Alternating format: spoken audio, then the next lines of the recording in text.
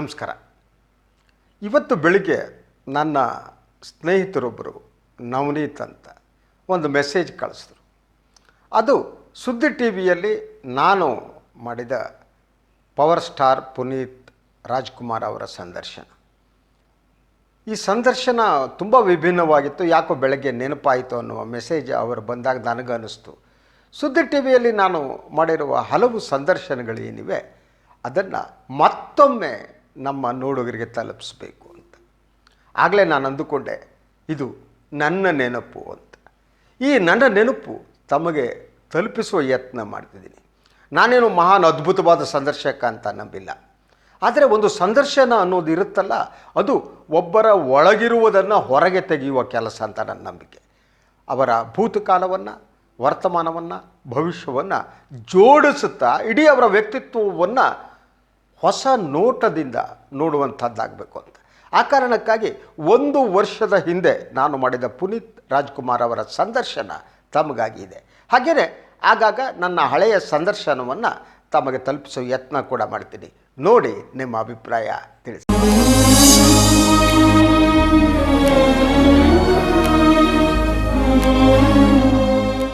ನಮಸ್ಕಾರ.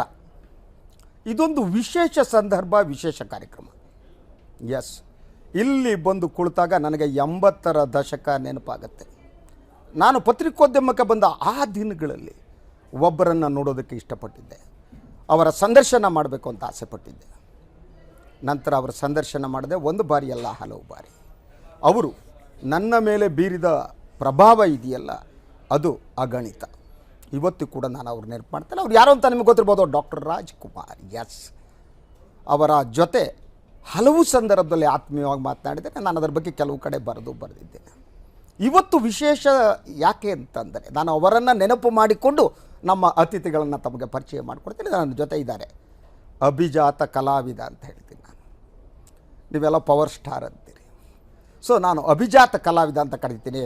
ಅವರು Puneeth Rajkumar sir, welcome to the show. Sir, thank you so much. ನಾನು ಮಾತನಾಡುವಾಗ, ನಿಮ್ಮನ್ನ ಜೊತೆ ಮಾತನಾಡುವಾಗ ನಮಗೆ ನಿಮ್ಮ ತಂದೆಯವ್ರು ನೆನಪಾಗ್ತಾರೆ. ನನ್ನ ಪತ್ರಿಕೋದ್ಯಮಕ್ಕೆ ಬಂದ ಮೇಲೆ ನನಗೆ ಇಂದಿರಾ ಗಾಂಧಿ ಇಂಟರ್ವ್ಯೂ ಮಾಡಬೇಕು ಅಂತ ಆಸೆ ಬಂದಿತ್ತು, ಮಾಡಿದೆ. ನಂತರ ನನಗೆ ಡಾಕ್ಟರ್ ರಾಜ್ಕುಮಾರ್ ಅವರ ಸಂದರ್ಶನ. ನನಗಿರುವ ಕುತೂಹಲ ಸರ್, ನಿಮ್ಮ ಬಾಲ್ಯದ ನೆನಪಲ್ಲಿ ನಿಮ್ಮ ಅಪ್ಪಾಜಿ ನಿಮ್ಮ ಜೊತೆ ಹೇಗಿದ್ದರು? ತುಂಬ ಬ್ಯುಸಿಯಾಗಿದ್ದರು. ಅಂದರೆ ಹಾಗಾಗಿ ತಂದೆಯವ್ರ ಜೊತೆ ಎಲ್ಲ ಕಡೆಗೂ ಓಡಾಡೋಕೆ ಒಂದು ಸಂದರ್ಭ ಸಿಕ್ಕಿದ್ದು. ನನ್ನ ಸ್ಕೂಲ್ ಕಟ್ಟಾಗಿ ನಾನು ತಂದೆಯವ್ರ ಜೊತೆಗೆ ಸುಮಾರು ಸಲ ಎಲ್ಲ ಪಿಕ್ಚರ್ ಶೂಟಿಂಗ್ಗಳಿಗೂ ಮತ್ತು ಅವ್ರ ಜೊತೆಗೆ ಇರ್ತಾಯಿದ್ವಿ. ಸೊ ಹಾಗಾಗಿ ನೆನಪುಗಳಿಗೆ ಸಾವಿರಾರು ನೆನಪುಗಳು. ಹಾಗಾಗಿ ಅದಕ್ಕೊಂದು ಪುಸ್ತಕನೇ ಬರೆದ್ಬಿಟ್ಟಿದ್ದೆ, the person behind the personality ಅಂತ ಹೇಳಿ. ಸೊ ತುಂಬ ಒಳ್ಳೊಳ್ಳೆ ನೆನಪುಗಳು. ಆ ನೆನಪುಗಳಿಗೆ ಯಾವತ್ತೂ ಒಂದು ಹೃದಯದಲ್ಲಿ ತುಂಬ ಒಳ್ಳೆ ನೆನಪುಗಳಾಗಿ, ಒಂದು ಮಾರ್ಗದರ್ಶನ ಆಗಿ.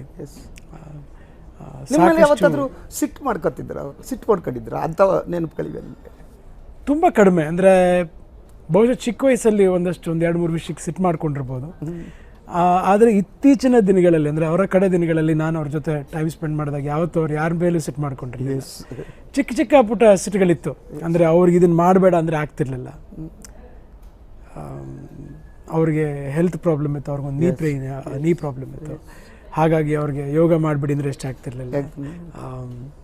ಇವತ್ತಿಲ್ಲಿಗೆ ಈ ಊರಿಗೆ ಹೋಗಬೇಕು ಅಂದರೆ ಇವತ್ತು ಬೇಡ, ಇನ್ನೊಂದು 2 ದಿನ ಬಿಟ್ಟಲ್ಲಿ ಸೆಕ್ಯೂರಿಟಿ ಎಲ್ಲ ಅರೇಂಜ್ ಮಾಡಿ ಹೋಗೋಣ ಅಂದಾಗ ಅದನ್ನು ಆಗ್ತಿರ್ಲಿಲ್ಲ. ಹಾಗಾಗಿ ಸ್ವಲ್ಪ ಸಿಟ್ಟು ಮಾಡ್ಕೊಡೋರು ಅಷ್ಟೇ ಹೊರತು ಇಲ್ಲದಿದ್ರೆ ಅವರಲ್ಲಿ ಸಿಟ್ಟು ಅನ್ನೋದು ಬಂದೇ ಇರಲಿಲ್ಲ. ಎಸ್, ಸಾಧಾರಣವಾಗಿ ನಮಗೆಲ್ಲ ನಮ್ಮ ಅಪ್ಪಂದ್ರೆ ಸಿಕ್ಕಾಪಟ್ಟೆ ಹೊಡೆದಿದೆ. ನಾವು ಕಿಲಾಡಿ ಆಗಿದ್ವಿ, ಬಡ್ದು ಹಾಕ್ಬಿಟ್ಟು ನಮ್ಮ ಅಪ್ಪ ಎಲ್ಲ. ನಿಮಗೆ ಎಲ್ಲಾದರೂ ಸಿಟ್ಟು ಮಾಡಿ ಕೈ ಎತ್ತಿದ ಸಂದರ್ಭ ಇದೆ? ಇಲ್ಲ, ಬಹುಶಃ ಯಾವ ಮಕ್ಳಿಗೂ ನಮ್ಮ ತಂದೆಯವ್ರು ಕೈ ಮಾಡಲ್ಲ ಅಂತ ಕಾಣುತ್ತೆ. ಯಾಕಂದರೆ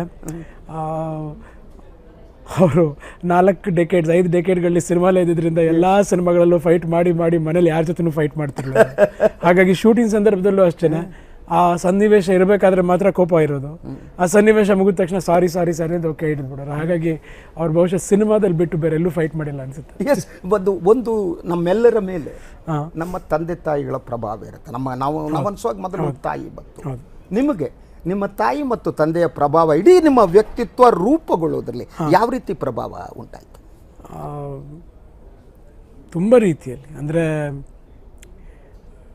ಹೇಳಬೇಕು ಅಂದರೆ ತುಂಬ ಕ್ಲೋಸು, ಜಾಸ್ತಿ ಮಾತಾಡ್ತಿದ್ದು, ಏನೇ ಬೇಕಾದರೂ ಕೇಳ್ತಿದ್ದು ಮತ್ತೊಂದೆಲ್ಲ ನಮ್ಮ ತಾಯಿ ಹತ್ರನೇ. ನಾನು ನಮ್ಮ ತಾಯಿಯ ಮಗ. ಬಟ್ ಎಲ್ಲರೂ ಹೇಳ್ತಾರೆ, ಹಾಗಾಗಿ ಅಪ್ಪನ ಮುದ್ದು ಮಗ ಕೂಡ. ಹೆಚ್ಚಾಗಿ ನಮ್ಮ ತಂದೆಯವರ ಗುಣಗಳು ಅಂದರೆ ಅವರು ನಮಗೆ ಹೇಳ್ತಿದ್ದಿದ್ದಷ್ಟೇ, ಯಾವಾಗಲೂ ಜೀವನದಲ್ಲಿ ದೊಡ್ಡವರಿಗೆ ರೆಸ್ಪೆಕ್ಟ್ ಕೊಡಬೇಕು. ನಾವು ಕೆಲಸ ಮಾಡ್ತಿರೋದು ಯಾತಕ್ಕೆ? ಒಳ್ಳೆ ಊಟ ಮಾಡೋಕ್ಕೆ. ಸೊ ಮೊದಲನೇದಾಗಿ ನಾವು ಮಾಡೋವಂಥ ಊಟ ಅಚ್ಚುಕಟ್ಟಾಗಿ ಮಾಡಬೇಕು. ಸೊ ಊಟಕ್ಕೆ ನಾವು ಮರ್ಯಾದೆ ಹೆಚ್ಚಾಗಿ ಕೊಡಬೇಕು, ಅಂದರೆ ಎಲ್ಲೂ ಅನ್ನ ವೇಸ್ಟ್ ಮಾಡಬಾರ್ದು. ಸೊ ಅವರ ತುಂಬ ಸಿಂಪಲ್ ಗುಣಗಳು ಅಂತ ನಾವೇನು ಹೇಳ್ತೀವಿ, ಬಹುಶಃ ಅದು ನಮ್ಮ ಜೀವನದಲ್ಲಿ ದೊಡ್ಡ ರೀತಿ ಪರಿಣಾಮ ಬೀರಿದೆ. ಅಂದರೆ ಆ ಗುಣಗಳೇ ಸಾಕು ಅವ್ರನ್ನ ನೋಡ್ಕೊಳ್ತಿದ್ವಿ. ಇನ್ನೊಬ್ಬರನ್ನ ಮರ್ಯಾದೆ ಕೊಟ್ಟು ಮಾತಾಡಿಸ್ಬೇಕು. ಒಬ್ಬರು ನೋಡಿದ್ರೆ ಮತ್ತೊಂದು ಸಲ ಅವ್ರನ್ನ ನೋಡಿದಾಗ ಅವ್ರು ನಮ್ಮನ್ನು ಇಷ್ಟಪಡಬೇಕು. ಹಾಗಂತ ಹೇಳಿ ಆ್ಯಕ್ಟ್ ಮಾಡೋದು ಬೇಕಾಗಿಲ್ಲ, ಒಳ್ಳೆಯವರಾಗಿರ್ಬೇಕಷ್ಟೇ. ನಿಮಗೆ ಆ್ಯಕ್ಚುಲಿ ನೀವು ಏನಾಗಬೇಕು ಅಂತ ಬಯಸಿದ್ರು ಅವರು ಚಿತ್ರರಂಗಕ್ಕೆ? ನನಗೆ ಗೊತ್ತಿದ್ದು ಹಾಗೆ ಎಸ್, ಅವರು ಬೇರೆ ಏನು ಬಯಸಿದ್ರು? ಡಾಕ್ಟ್ರು, ಇಂಜಿನಿಯರ್ ಆ ರೀತಿ ಬಯಸಿದ್ರ? ಆ ವಿಷಯದಲ್ಲಿ ಹೇಳಬೇಕು ಅಂದರೆ ನಮ್ಮ ತಂದೆ ತಾಯಿಗಳಿಬ್ಬರು ನಮ್ಮನ್ನು ಹೀಗೆ ಬೆಳೆಸಬೇಕು, ಹಾಗೆ ಇರಬೇಕು, ನೀವು ಇದನ್ನು ಫಾಲೋ ಮಾಡಿ ಅದನ್ನು ಫಾಲೋ ಮಾಡಿ ಅಂತ ಯಾವತ್ತೂ ಹೇಳಿಲ್ಲ. ನನಗೆ ಇನ್ಫ್ಯಾಕ್ಟ್ ನಾನು ನನ್ನ ಮೊದಲನೇ ಸಿನಿಮಾ ಮಾಡೋವರೆಗೂ ನಾನು ಸಿನಿಮಾ ಮಾಡ್ತೀನಿ ಅಂತಲೇ ಅಂದ್ಕೊಂಡಿರಲಿಲ್ಲ. ನನಗೆ ಇಂಟ್ರೆಸ್ಟ್ ಇದ್ದಿದ್ದೆ ಬೇರೆ ಕಡೆ, ಬಿಸ್ನೆಸ್ ಮಾಡಬೇಕು ಅಂತ ಹೆಚ್ಚು ಇಂಟ್ರೆಸ್ಟ್ ಇತ್ತು. ನಂತರ ಬಿಸ್ನೆಸ್ ಸರಿ ಕ್ಲಿಕ್ ಆಗಿಲ್ಲ ಅಂದರೆ ಸಿನಿಮಾಗಳು ಪ್ರೊಡ್ಯೂಸ್ ಮಾಡಬೇಕು ಅಂತ ಇಷ್ಟ ಆಯಿತು. ಡಿಸ್ಟ್ರಿಬ್ಯೂಷನಲ್ಲಿ ಮುಂದೆ ಬರಬೇಕು ಅಂತ ಇಷ್ಟ ಆಯಿತು. ಹಾಗಾಗಿ ಆ್ಯಕ್ಟಿಂಗ್ ಲಾಸ್ಟ್ ಆಪ್ಷನ್. ದೇವ್ರ ದಯ ಅಲ್ಲಿಗೆ ಕರ್ಕೊಂಡ್ಬಂತು. ಬಟ್ ನೀವು ಬಾಲನಟರಾಗಿ ನೀವು ಹಾಡು ಹಾಡಿದಿರಿ, ಅಭಿನಯಿಸಿದಿರಿ. ಸೊ ಬೆಟ್ಟದ ಹೂವು ಅದು ರಾಷ್ಟ್ರ ಪ್ರಶಸ್ತಿ, ಒನ್ ಆಫ್ ದಿ ಗ್ರೇಟ್. ಅದ್ರ ಜೊತೆಗೆ ನಾನು ಒಬ್ಬ ಪ್ರಹ್ಲಾದ್ನಾಗಿ ನೀವು ಮಾಡಿದ್ದು ಭಕ್ತ ಪ್ರಹ್ಲಾದದಲ್ಲಿ. ನಂತರ ವಸಂತ ಗೀತ ಅಂತ ಕಾಣುತ್ತೆ, ಅದರಲ್ಲಿ ಅಭಿನಯಿಸಿದ್ರಿ. ನಿಮ್ಮ ತಂದೆಯವರ ಸಿನಿಮಾಗಳಲ್ಲಿ ಆಗಲೇ ದೊರೆಬೇಗನ್ ಅವರು ಯಾವುದೋ ಒಂದು ಸಿನಿಮಾಕ್ಕೆ ಹಾಕ್ಕೊಂಡ್ರು. ಆ ಬಾಲ್ಯ ಸಂದರ್ಭ ನೀವು ಸೆಟ್ಗೆ ಹೋಗ್ತಿದ್ದಿರಲ್ಲ, ಆವಾಗ ಏನು ಅನಿಸಿತ್ತು ನಿಮಗೆ? ಏನು ಅಷ್ಟಾಗಿ ಅನ್ನಿಸ್ತಿಲ್ಲ, ಯಾಕಂದರೆ ಅದೇ ಆ ವಯಸ್ಸಿನ ಮುದ್ದತೆ ಅನ್ನೋದು. ಅಂದರೆ ಸೀರಿಯಸ್ಸಾಗಿ ಒಂದು ಸಿನಿಮಾಲಿ ಆ್ಯಕ್ಟ್ ಮಾಡ್ತಿದ್ವಿ, ನಾವು ಆಚೆ ಬಂದರೆ ನಮ್ಮನ್ನು ಜನ ನೋಡ್ತಾರೆ, ಮೆಚ್ಕೊತಾರೆ, ಮುದ್ದಾಡ್ತಾರೆ, ಅದೆಲ್ಲ ಅಲ್ಲೇ ಇತ್ತು. ಬಟ್ ಇದ್ರೂ ಏನಂದರೆ ಏನಕ್ಕೆ ಮಾಡ್ತಾರೆ ಇದನ್ನೆಲ್ಲ, ಏನಕ್ಕೆ ಮುದ್ದಾಡ್ತಾರೆ ಅನ್ನೋ ವಯಸ್ಸದು. ಸೊ ಹಾಗಾಗಿ ಅವಾಗ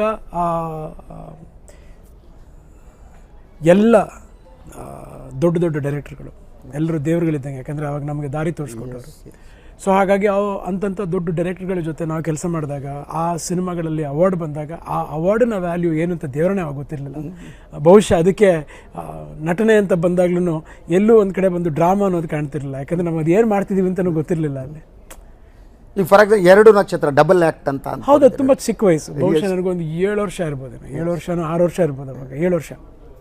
ಸೊ ಹಾಗಾಗಿ ಏನು ನಡೀತಿತ್ತು ಅಂತ ಗೊತ್ತಿಲ್ಲ. ಅಡ್ವೆಂಚರ್ ಏನಂದರೆ ದಿನ ಶೂಟಿಂಗ್ ಹೋದರೆ ಕುದುರೆ ಓಡಿಸ್ಬೋದು, ಏನು ಬೇಕು ತಿನ್ನೋ ಚಟ. ಅವಾಗ ಚಾಕ್ಲೇಟ್ ಬೇಕಾ, ಐಸ್ ಕ್ರೀಮ್ ಬೇಕಾ, ದಿನ ಬೇಕು, ಇದು ಬೇಕು, ಅದು ಬೇಕು, ಆಟ ಆಡೋಕ್ಕೆ ಎಲ್ಲ ಬರೋದು. ಸೊ ಹಾಗಾಗಿ ಪರವಾಗಿಲ್ಲ ಬಿಡ, ಸ್ಕೂಲ್ಗಿಂತ ಇದು ಬೆಟ್ರು ಅಂತ ನಮ್ಗೆ ಅನ್ಸೋದು ಅವಾಗ. ಬಟ್ ಹೇಳಬೇಕು ಅಂದರೆ ಅದನ್ನು ಬಿಟ್ಟು ಆಗಿನ ಲೆವೆಲಲ್ಲಿ ಅಫ್ಕೋರ್ಸ್ ಆಗಿನ ನೆನಪುಗಳು, ಅಂದರೆ ನಮಗೆ ಅವಾಗ ಪರಿಚಯ ಆದಂಥ ಜನ ನಮ್ಮ ಸಿನಿಮಾ ಇಂಡಸ್ಟ್ರಿಯಲ್ಲಿ ಈಗಲೂ ಅವರನ್ನೇ ನೋಡ್ತಿದ್ದೀವಿ, ಅವ್ರಿಗೆ ಅದೇ ರೀತಿ ಮರ್ಯಾದೆ ಕೊಡ್ತೀವಿ, ಅದೇ ರೀತಿ ಪ್ರೀತಿ ವಿಶ್ವಾಸದಿಂದ ಮಾತಾಡ್ತೀವಿ. ಅವ್ರು ನಮ್ಮನ್ನು ಈಗೀಗ ನೋಡಿದಾಗ ಆ ನೆನಪುಗಳನ್ನೆಲ್ಲ ನಮಗೆ ಹೇಳ್ತಾರೆ. ಜೀವನದಲ್ಲಿ ಕಡೆದಾಗ ಉಳಿಯೋದು ಒಂದೇ ನೆನಪು. ಸೊ ಹಾಗಾಗಿ ಆ ನೆನಪು, ನಾನೊಂದು ನೆನಪಿನಿಂದ ನಿಮಗೆ ನೆನಪಿದೆಯಲ್ಲೋ ಗೊತ್ತಿಲ್ಲ, ಮೋಸ್ಟ್ಲಿ ಭಾಗ್ಯದ ಬಗ್ಗೆ ಲಕ್ಷ್ಮೀ ಬಾರನ ಯಾವುದೋ ಒಂದು ಸಿನಿಮಾ ಮರ್ತಿದ್ದೀನಿ ನಾನು, ಶೂಟಿಂಗ್ ಬಂದಿದ್ದೆ. ಸೊ ಆ ಟೈಮ್ನಲ್ಲಿ ಶೂಟಿಂಗ್ ಮುಗಿದ್ಮೇಲೆ ಯೂನಿಟ್ ವೆಹಿಕಲ್ ಕೊಟ್ಟಿದ್ರು. ಹೌದು, ನೀವು ಪುಟ್ಟ ಮಗು, ನಿಮ್ಮ ಬಹುಶಃ ವರದಪ್ಪನವರ ಮನೆಗೆ ನಿಮ್ಮನ್ನು ಬಿಟ್ಟು ನಂತರ ತಗೊಂಡು ಹೋಗಿ ಗಾಡಿನ ಅಂತ. ನಾನು ನಿಮ್ಮ ಪಕ್ಕದಲ್ಲಿ ಕುಳಿತು ವರದಪ್ಪನವರ ಮನೆಗೆ ನಿಮ್ಮನ್ನು ಬಿಟ್ಟು ಹೋದ ನೆನಪು ನನಗಿದೆ. ಅದಕ್ಕೆ ಹೇಳ್ತೀನಿ, ಚಿಕ್ಕಪ್ಪನ ಪ್ರಭಾವ ಯಾವ ರೀತಿ, ರಾಜ್ಕುಮಾರ್ ಅವರ ಬೆಳವಣಿಗೆಯಲ್ಲಿ ಎಷ್ಟು ಅವರು ಎಂಥರ ನನಗೆ ಗೊತ್ತೇ ಭುಜ ಕೊಟ್ಟು ನಿಂತವರು ವರದಪ್ಪ. It's great. ನಮ್ಮ ತಂದೆಯವರಿಗೆ ಒಂದು ರೀತಿಯಾದ ಪಿಲ್ಲರ್ ಅಂದರೆ ಅವರ ತಮ್ಮ ವರದಪ್ಪ ಅವರು, ನಮ್ಮ ಚಿಕ್ಕಪ್ಪ ಅವರು, ನಾವು ಅಪ್ಪಣ್ಣ ಅಂತ ಅವ್ರನ್ನ ಕರೀತೀವಿ. ಸೊ ಹಾಗಾಗಿ ನಮ್ಮ ತಂದೆಯವರಿಗೆ ಅವ್ರು ಕಂಡ್ರೆ ಅಪಾರವಾದ ಪ್ರೀತಿ. ಅದನ್ನು ಅದ್ರ ಜೊತೆಗೆ ಸಿನಿಮಾದ ಬಗ್ಗೆ ಅವರಿಗೆ ತಿಳುವಳಿಕೆ, ಸಿಕ್ಕಾಪಟ್ಟೆ ತಿಳುವಳಿಕೆ. ಹಾಗಾಗಿ ನಮಗೇನಂದ್ರೆ ಖುಷಿ ಅಪ್ಪಣ್ಣ ಅವ್ರ ಜೊತೆ, ಅಂದರೆ ವರದಪ್ಪ ಅವ್ರನ್ನ ನಾವು ಅಪ್ಪಣ್ಣ ಅಂತ ಕರೀತೀವಿ. ಅವ್ರ ಜೊತೆ ಹೋಗಿ ನಮ್ಮ ಕಾಲ ಕಳೆಯೋಕೆ ಏನಕ್ಕೆ ಇಷ್ಟ ಅಂದರೆ, ಅವರು ದೇಶದ ಬೇರೆ ಬೇರೆ ಊರುಗಳ ಬಗ್ಗೆ ಜಾಸ್ತಿ ಹೇಳೋರು, ಸಿನಿಮಾಗಳು ತೋರಿಸೋರು, ಇಂಗ್ಲೀಷ್ ಸಿನಿಮಾಗಳು, ಮಕ್ಕಳ ಸಿನಿಮಾಗಳು, ಮತ್ತೊಂದನ್ನೆಲ್ಲ ತಂದು ನೀವು ಅವತ್ತು ಸಿನಿಮಾ ನೋಡೋದಕ್ಕೆ ಹೋದ್ರಿ ಅಂತ ನೆನಪು ನನಗೆ ಹೇಳಿದ್ದೆ. ನನ್ನ ಪಕ್ಕದಲ್ಲಿ ಕೂತಿದ್ರಿ, ಎಲ್ಲಿ ವರದಪ್ಪನವ್ರ ಮನೆಗೆ ಏನು ಹೋಗ್ತಿದೆ ಅಂತ ನಾನು ನಿಮ್ಮನ್ನು ಕೇಳಿದೆ. ನೀವು ಚಿರುಪುಟ್ಟಿತ್ತು, ಸಣ್ಣ ವಯಸ್ಸು, ನನಗೆ ನೆನಪಿಲ್ಲ, ಮುಗ್ಧತೆ ಇತ್ತು ನಿಮ್ಮ ಹತ್ರ. ನೀವು ಹೇಳಿದ್ರಿ ಎಸ್ ಚಿಕ್ಕಪ್ಪನ ಮನೆಗೆ ಹೋಗಿ ಸಿನಿಮಾ ನೋಡ್ತೀನಿ ಅಂತ ಹೇಳಿ. ಸೊ ಅವರ ಪ್ರಭಾವ ನಿಮ್ಮ ಮೇಲೆ ಯಾವ ರೀತಿ ಆಯಿತು, ವರದಪ್ಪನವ್ರ ಪ್ರಭಾವ? ತುಂಬ ಚೆನ್ನಾಗಿತ್ತು. ಇನ್ಫ್ಯಾಕ್ಟ್ ನಾನು ಹೇಳಬೇಕು ಅಂದರೆ ನಾನು ಆ್ಯಕ್ಟ್ ಮಾಡಿದಂಥ ಸಿನಿಮಾಗಳಲ್ಲಿ 2006ವರೆಗೂ, ಯಾಕಂದರೆ 2006 ನಮ್ಮ ಚಿಕ್ಕಪ್ಪ ಅವರು ನಂತರ ತಂದೆಯವರು ಇಬ್ಬರು ತೀರ್ಕೊಂಡ್ರು ಅದೇ ವರ್ಷದಲ್ಲಿ. ಹಾಗಾಗಿ ಅಲ್ಲಿವರೆಗೂ ಎಲ್ಲ ಕಥೆಗಳನ್ನೂ ಕೂತ್ಕೊಂಡು ಕೇಳೋರು. ಹಾಗೂ ಅವರು ಬೇರೆ ಸಿನಿಮಾಗಳನ್ನ ಡಿಸ್ಕಸ್ ಮಾಡ್ಬೇಕಾದ್ರೆ ತಂದೆಯವರ ಸಿನಿಮಾ ಇರ್ಬೋದು, ರಾಘಣ್ಣವ್ರ ಸಿನಿಮಾ ಇರ್ಬೋದು, ಶಿವಣ್ಣವ್ರ ಸಿನಿಮಾ ಇರ್ಬೋದು, ಅಲ್ಲಿ ಕೂತ್ಕೊಂಡಾಗ ಅದರದೇ ಆದಂಥ ಎಕ್ಸ್ಪೀರಿಯನ್ಸಸ್, ಅದರದೇ ಆದಂಥ ಮಾತುಗಳು ಬರುತ್ತೆ. ನಾವು ಅವಾಗ ಕೂತ್ಕೊಂಡು ಕೇಳ್ತಾ ಇದ್ವಿ. ಸೊ ಹಾಗಾಗಿ ಅವ್ರಿಗೆ ಅಪಾರವಾದ knowledge, very big knowledge about cinema making. So ನನಗೆ ನಿಮ್ಮ ಲಕ್ಷ್ಮೀನಾರಾಯಣ ಅವರ ನಿರ್ದೇಶನ ಇದೆ. ಹೌದು, ಕನ್ನಡದ ಬಹುತೇಕ ಪ್ರಮುಖ ನಿರ್ದೇಶಕರಲ್ಲಿ ಒಬ್ಬರು ಮತ್ತು ಭಾಳ ಅವರ ಇಡೀ ಆ ಒಂದು ಸಿನಿಮಾವನ್ನು, ಒಂದು ಆರ್ಟ್ ಫಾರ್ಮನ್ನು ಅವರು ಗ್ರಹಿಸಿದ ರೀತಿ ಮತ್ತು ಅವರ ಗ್ರಾಮರ್, ಇಟ್ಸ್ ಎಂಟೈರ್ಲಿ ಡಿಫ್ರೆಂಟ್. ನೀವು ಬೆಟ್ಟದ ಹೂವಿನ ನೆನಪಿದೆಯಾ ನಿಮಗೆ? ತುಂಬ ನೆನಪುಗಳಿದೆ. ನಾವು ಶೂಟ್ ಮಾಡಿದಂಥ ಜಾಗ ಕೆಮ್ಮನ್ಗುಂಡಿ ಪಕ್ಕ ಒಂದು ಹಳ್ಳಿ. ಆ ಹಳ್ಳಿಯ ಹೆಸರು ನನಗೆ ನೆನಪಿಲ್ಲ, ಆದರೆ ಇತ್ತೀಚೆಗೆ ಒಂದು 4 ವರ್ಷದಿಂದ ಆ ಹಳ್ಳಿ ಮೇಲೆ ಪಾಸ್ ಆದ್ವಿ. ಅವಾಗ ನನ್ನ ವೈಫ್ಗೆ, ನಂತರ ನನ್ನ ಸ್ನೇಹಿತರಿಗೆ ತೋರಿಸ್ತಾ ಇದ್ದೆ, ಈ ಜಾಗದಲ್ಲಿ ಶೂಟ್ ಮಾಡಿದ್ವಿ ಅಂತ ನನಗೆ ಅನಿಸುತ್ತೆ. ಆ ಹಳ್ಳಿಯಲ್ಲಿ ನಾವು ಒಂದಷ್ಟು ಸೆಟ್ ಹಾಕಿದ್ವಿ, ಯಾಕಂದ್ರೆ ನಮ್ಮದೇ ಆದಂಥ ಮನೆ, ಒಂದು ಅಂಗಡಿ ಸೆಟ್ಟು, ನಂತರ ಈ ರೋಡಲ್ಲಿ ಸಿಹಿ ತಿಂಡಿ ಮಾಡ್ಕೊಂಡು ಹೋಗೋಂಥ ಒಂದು 20-25 ಗಾಡಿಗಳು, ಅದೆಲ್ಲ ಬಂದು ಸಿನಿಮಾಗೆ ಅಂತ ಹೇಳಿ ಆ ಸೆಟ್ ಹಾಕಿದ್ವಿ. ಸೊ ಹಾಗಾಗಿ ಅದರ ನೆನಪುಗಳು ತುಂಬ ಇದೆ. ಪದ್ಮವಾಸಂತಿ ಅವರು ನನ್ನ ತಾಯಿ ಕ್ಯಾರೆಕ್ಟರ್ ಮಾಡಿದ್ದಾರೆ. ಆಮೇಲೆ ಅರವಿಂದ್ ಅವರೊಂದು ಪಾತ್ರದಲ್ಲಿ ಬರ್ತಾರೆ, ಹಾಸ್ಯ ಪಾತ್ರದಲ್ಲಿ. ಹಾಗಾಗಿ ನಂತರ ವಿದೇಶಿ ಅವರ ಹೆಣ್ಮಗಳೊಬ್ಬಳು, ಹೌದು, ಅವರೊಬ್ಬರು ಮೇಡಮ್ ಒಬ್ಬರು ಬರ್ತಾರೆ, ಅವರೊಬ್ಬರು ರೈಟರ್ ಆ್ಯಕ್ಚುಲಿ ಸಿನಿಮಾದಲ್ಲಿ, ಪೇಂಟರ್, ಸಾರಿ. ಸೊ ಹಾಗಾಗಿ ಅವರು ಒಂದು ಶಾಪ್ ಇಟ್ಕೊಂಡಿದ್ರು, ಅಶೋಕ ಹೋಟ್ಲಲ್ಲಿ ಒಂದು ಬುಕೆ ಶಾಪ್ ಇಟ್ಕೊಂಡಿದ್ರು. ಸೊ ಅವ್ರದ್ದೇ ಮನೆಯಿಂದ ಅವರವರ ಪುಸ್ತಕಗಳೆಲ್ಲ ತಂದಿದ್ರಲ್ಲಿ. ಸೊ ಹಾಗಾಗಿ ಸುಮಾರು ನೆನಪುಗಳಿದೆ. ಅಂದರೆ ಆ ಸಿನಿಮಾ ಆಗುತ್ತೆ, ಅದೊಂದು ದೊಡ್ಡ ಸಿನಿಮಾ ಆಗುತ್ತೆ. ಆ ಸಿನಿಮಾ ನನಗೊಂದು ಅವಾರ್ಡ್ ತಂದು ಹೇಗೆ ನಿಮ್ಗೆ ಡೈರೆಕ್ಟ್ ಮಾಡಿದಾಗ ನೀವು ಪುಟ್ಟ ಮಗು, ಅವಾಗ ಲಕ್ಷ್ಮೀನಾರಾಯಣ್ ಅವರು ಮತ್ತು ವರದಪ್ಪ ಅವರು ಇಬ್ಬರು ಸೆಟ್ಟಲ್ಲಿದ್ದರು. ಸೊ ಹಾಗಾಗಿ ಅವ್ರು ಡೈರೆಕ್ಟ್ ಮಾಡ್ತಾ ಹೋಗ್ತಿದ್ರು. ನನಗೆ ಇನ್ನೊಂದು ನೆನಪು ಏನಂದರೆ, ಗ್ರೇಟ್ ಬಾಲಕೃಷ್ಣ ಅವ್ರ ಜೊತೆ ಆ್ಯಕ್ಟ್ ಮಾಡಿದಂಥ ಒಂದು ಅಪರ್ಚುನಿಟಿ ನನಗೆ. ಅಫ್ಕೋರ್ಸ್ ಆ ವಯಸ್ಸಲ್ಲಿ ಇಲ್ಲ ಅವ್ರು ಹಿಂಗೆ ಆ್ಯಕ್ಟ್ ಮಾಡಿಸಿದ್ರು, ಹಂಗೆ ಆ್ಯಕ್ಟ್ ಮಾಡಿಸಿದ್ರು ಅನ್ನೋದೆಲ್ಲ ಅಷ್ಟು ನೆನಪಿಲ್ಲ ಅನ್ನೋದಕ್ಕಿಂತ ಅದು ಡ್ರಾಮಾ ಆಗುತ್ತೆ ನಾನೀಗ ಹೇಳಿದ್ರೆ. ಸೊ ಹಾಗಾಗಿ ನಮಗೆ ಅದು ತಿಳ್ಕೊಳ್ಳೋಂಥ ವಯಸ್ಸಲ್ಲ. ನಮಗೇನಾದರೂ ಓನ್ಲಿ ಆಟ, ಅಲ್ಲಿ ಮಜಾ ಮಾಡಬೇಕು. ಓಕೆ, ಒಂದು ಶಾರ್ಟ್ ಆದಮೇಲೆ ಬೇರೆಯವ್ರ ಜೊತೆ ಮಾತಾಡ್ತಿರ್ತೀವಿ, ಅಲ್ಲೆಲ್ಲೋ ನೀರಲ್ಲಿ ಸ್ನಾನ ಮಾಡೋದು ಒಂದು ಶಾರ್ಟ್ ತೆಗಿತಾರೆ. ಸೊ ಹಾಗಾಗಿ ನನಗೆ ಎಲ್ಲ ಆ ಬಾಲ್ಯದ ನೆನಪು, ನನಗೆ ನನ್ನ ಬಾಲ್ಯದ ಆಟ ಆಡಿದ್ದು, ಓಡಾಡಿದ್ದು ಎಲ್ಲ ಒಂದು ಸಿನಿಮಾ ಸೆಟ್ಟಲ್ಲಿ ಅಂತ ಅನಿಸ್ಬಿಡುತ್ತೆ ಅಷ್ಟೇ. ನೀವು ಆ ಸಿನಿಮಾದಲ್ಲಿ ಅನಿಸುತ್ತೆ ಒಂದು ಹೂವನ್ನು ಹುಡ್ಕಡೋ ತಂತ್ರ ಅವಳಿಗೆ ಮೇಡಮ್ ತಂದು ಕೊಡ್ತಿದ್ದೆ.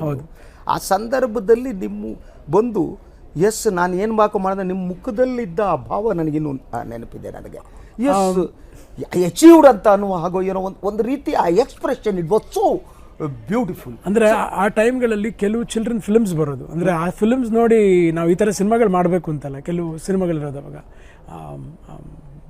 ಬ್ಲ್ಯಾಕ್ ಸ್ಟಾಲಿಯನ್ ಅಂತ ಹೇಳಿ ಒಂದು ಸಿನಿಮಾ, ನಂತರ ಇನ್ನೂ ಫೇರಿಟೇಲ್ ಕೈಂಡ್ ಆಫ್ ಸಿನಿಮಾ ಅಂದರೆ ಚಿಟಿ ಚಿಟಿ ಬ್ಯಾಂಗ್ ಬ್ಯಾಂಗ್, ಮೇರಿ ಪಾಪಿನ್ಸ್, ಗೋನೀಸ್, ಈ ಸಿನಿಮಾಗಳೆಲ್ಲ ನೋಡ್ಕೊಂಡು ಬೆಳೆದಿದ್ದು ನಾವು ಅವಾಗ. E.T., star wars, Superman, Phantom, Green Hawk.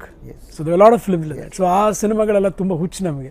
ಈ ಥರ ಸಿನಿಮಾಗಳು ನಮ್ಮನ್ನು ಹಾಕೊಂಡು ಮಾಡ್ತಾರಾ, ಏನಾದರೂ ಒಂದು ಅಡ್ವೆಂಚರ್ ಫಿಲ್ಮ್ಸ್ ಮಾಡ್ತಾರಾ ಮಕ್ಕಳ ಜೊತೆ. ಸೊ ಹೀಗೆಲ್ಲ ಅನಿಸೋದು.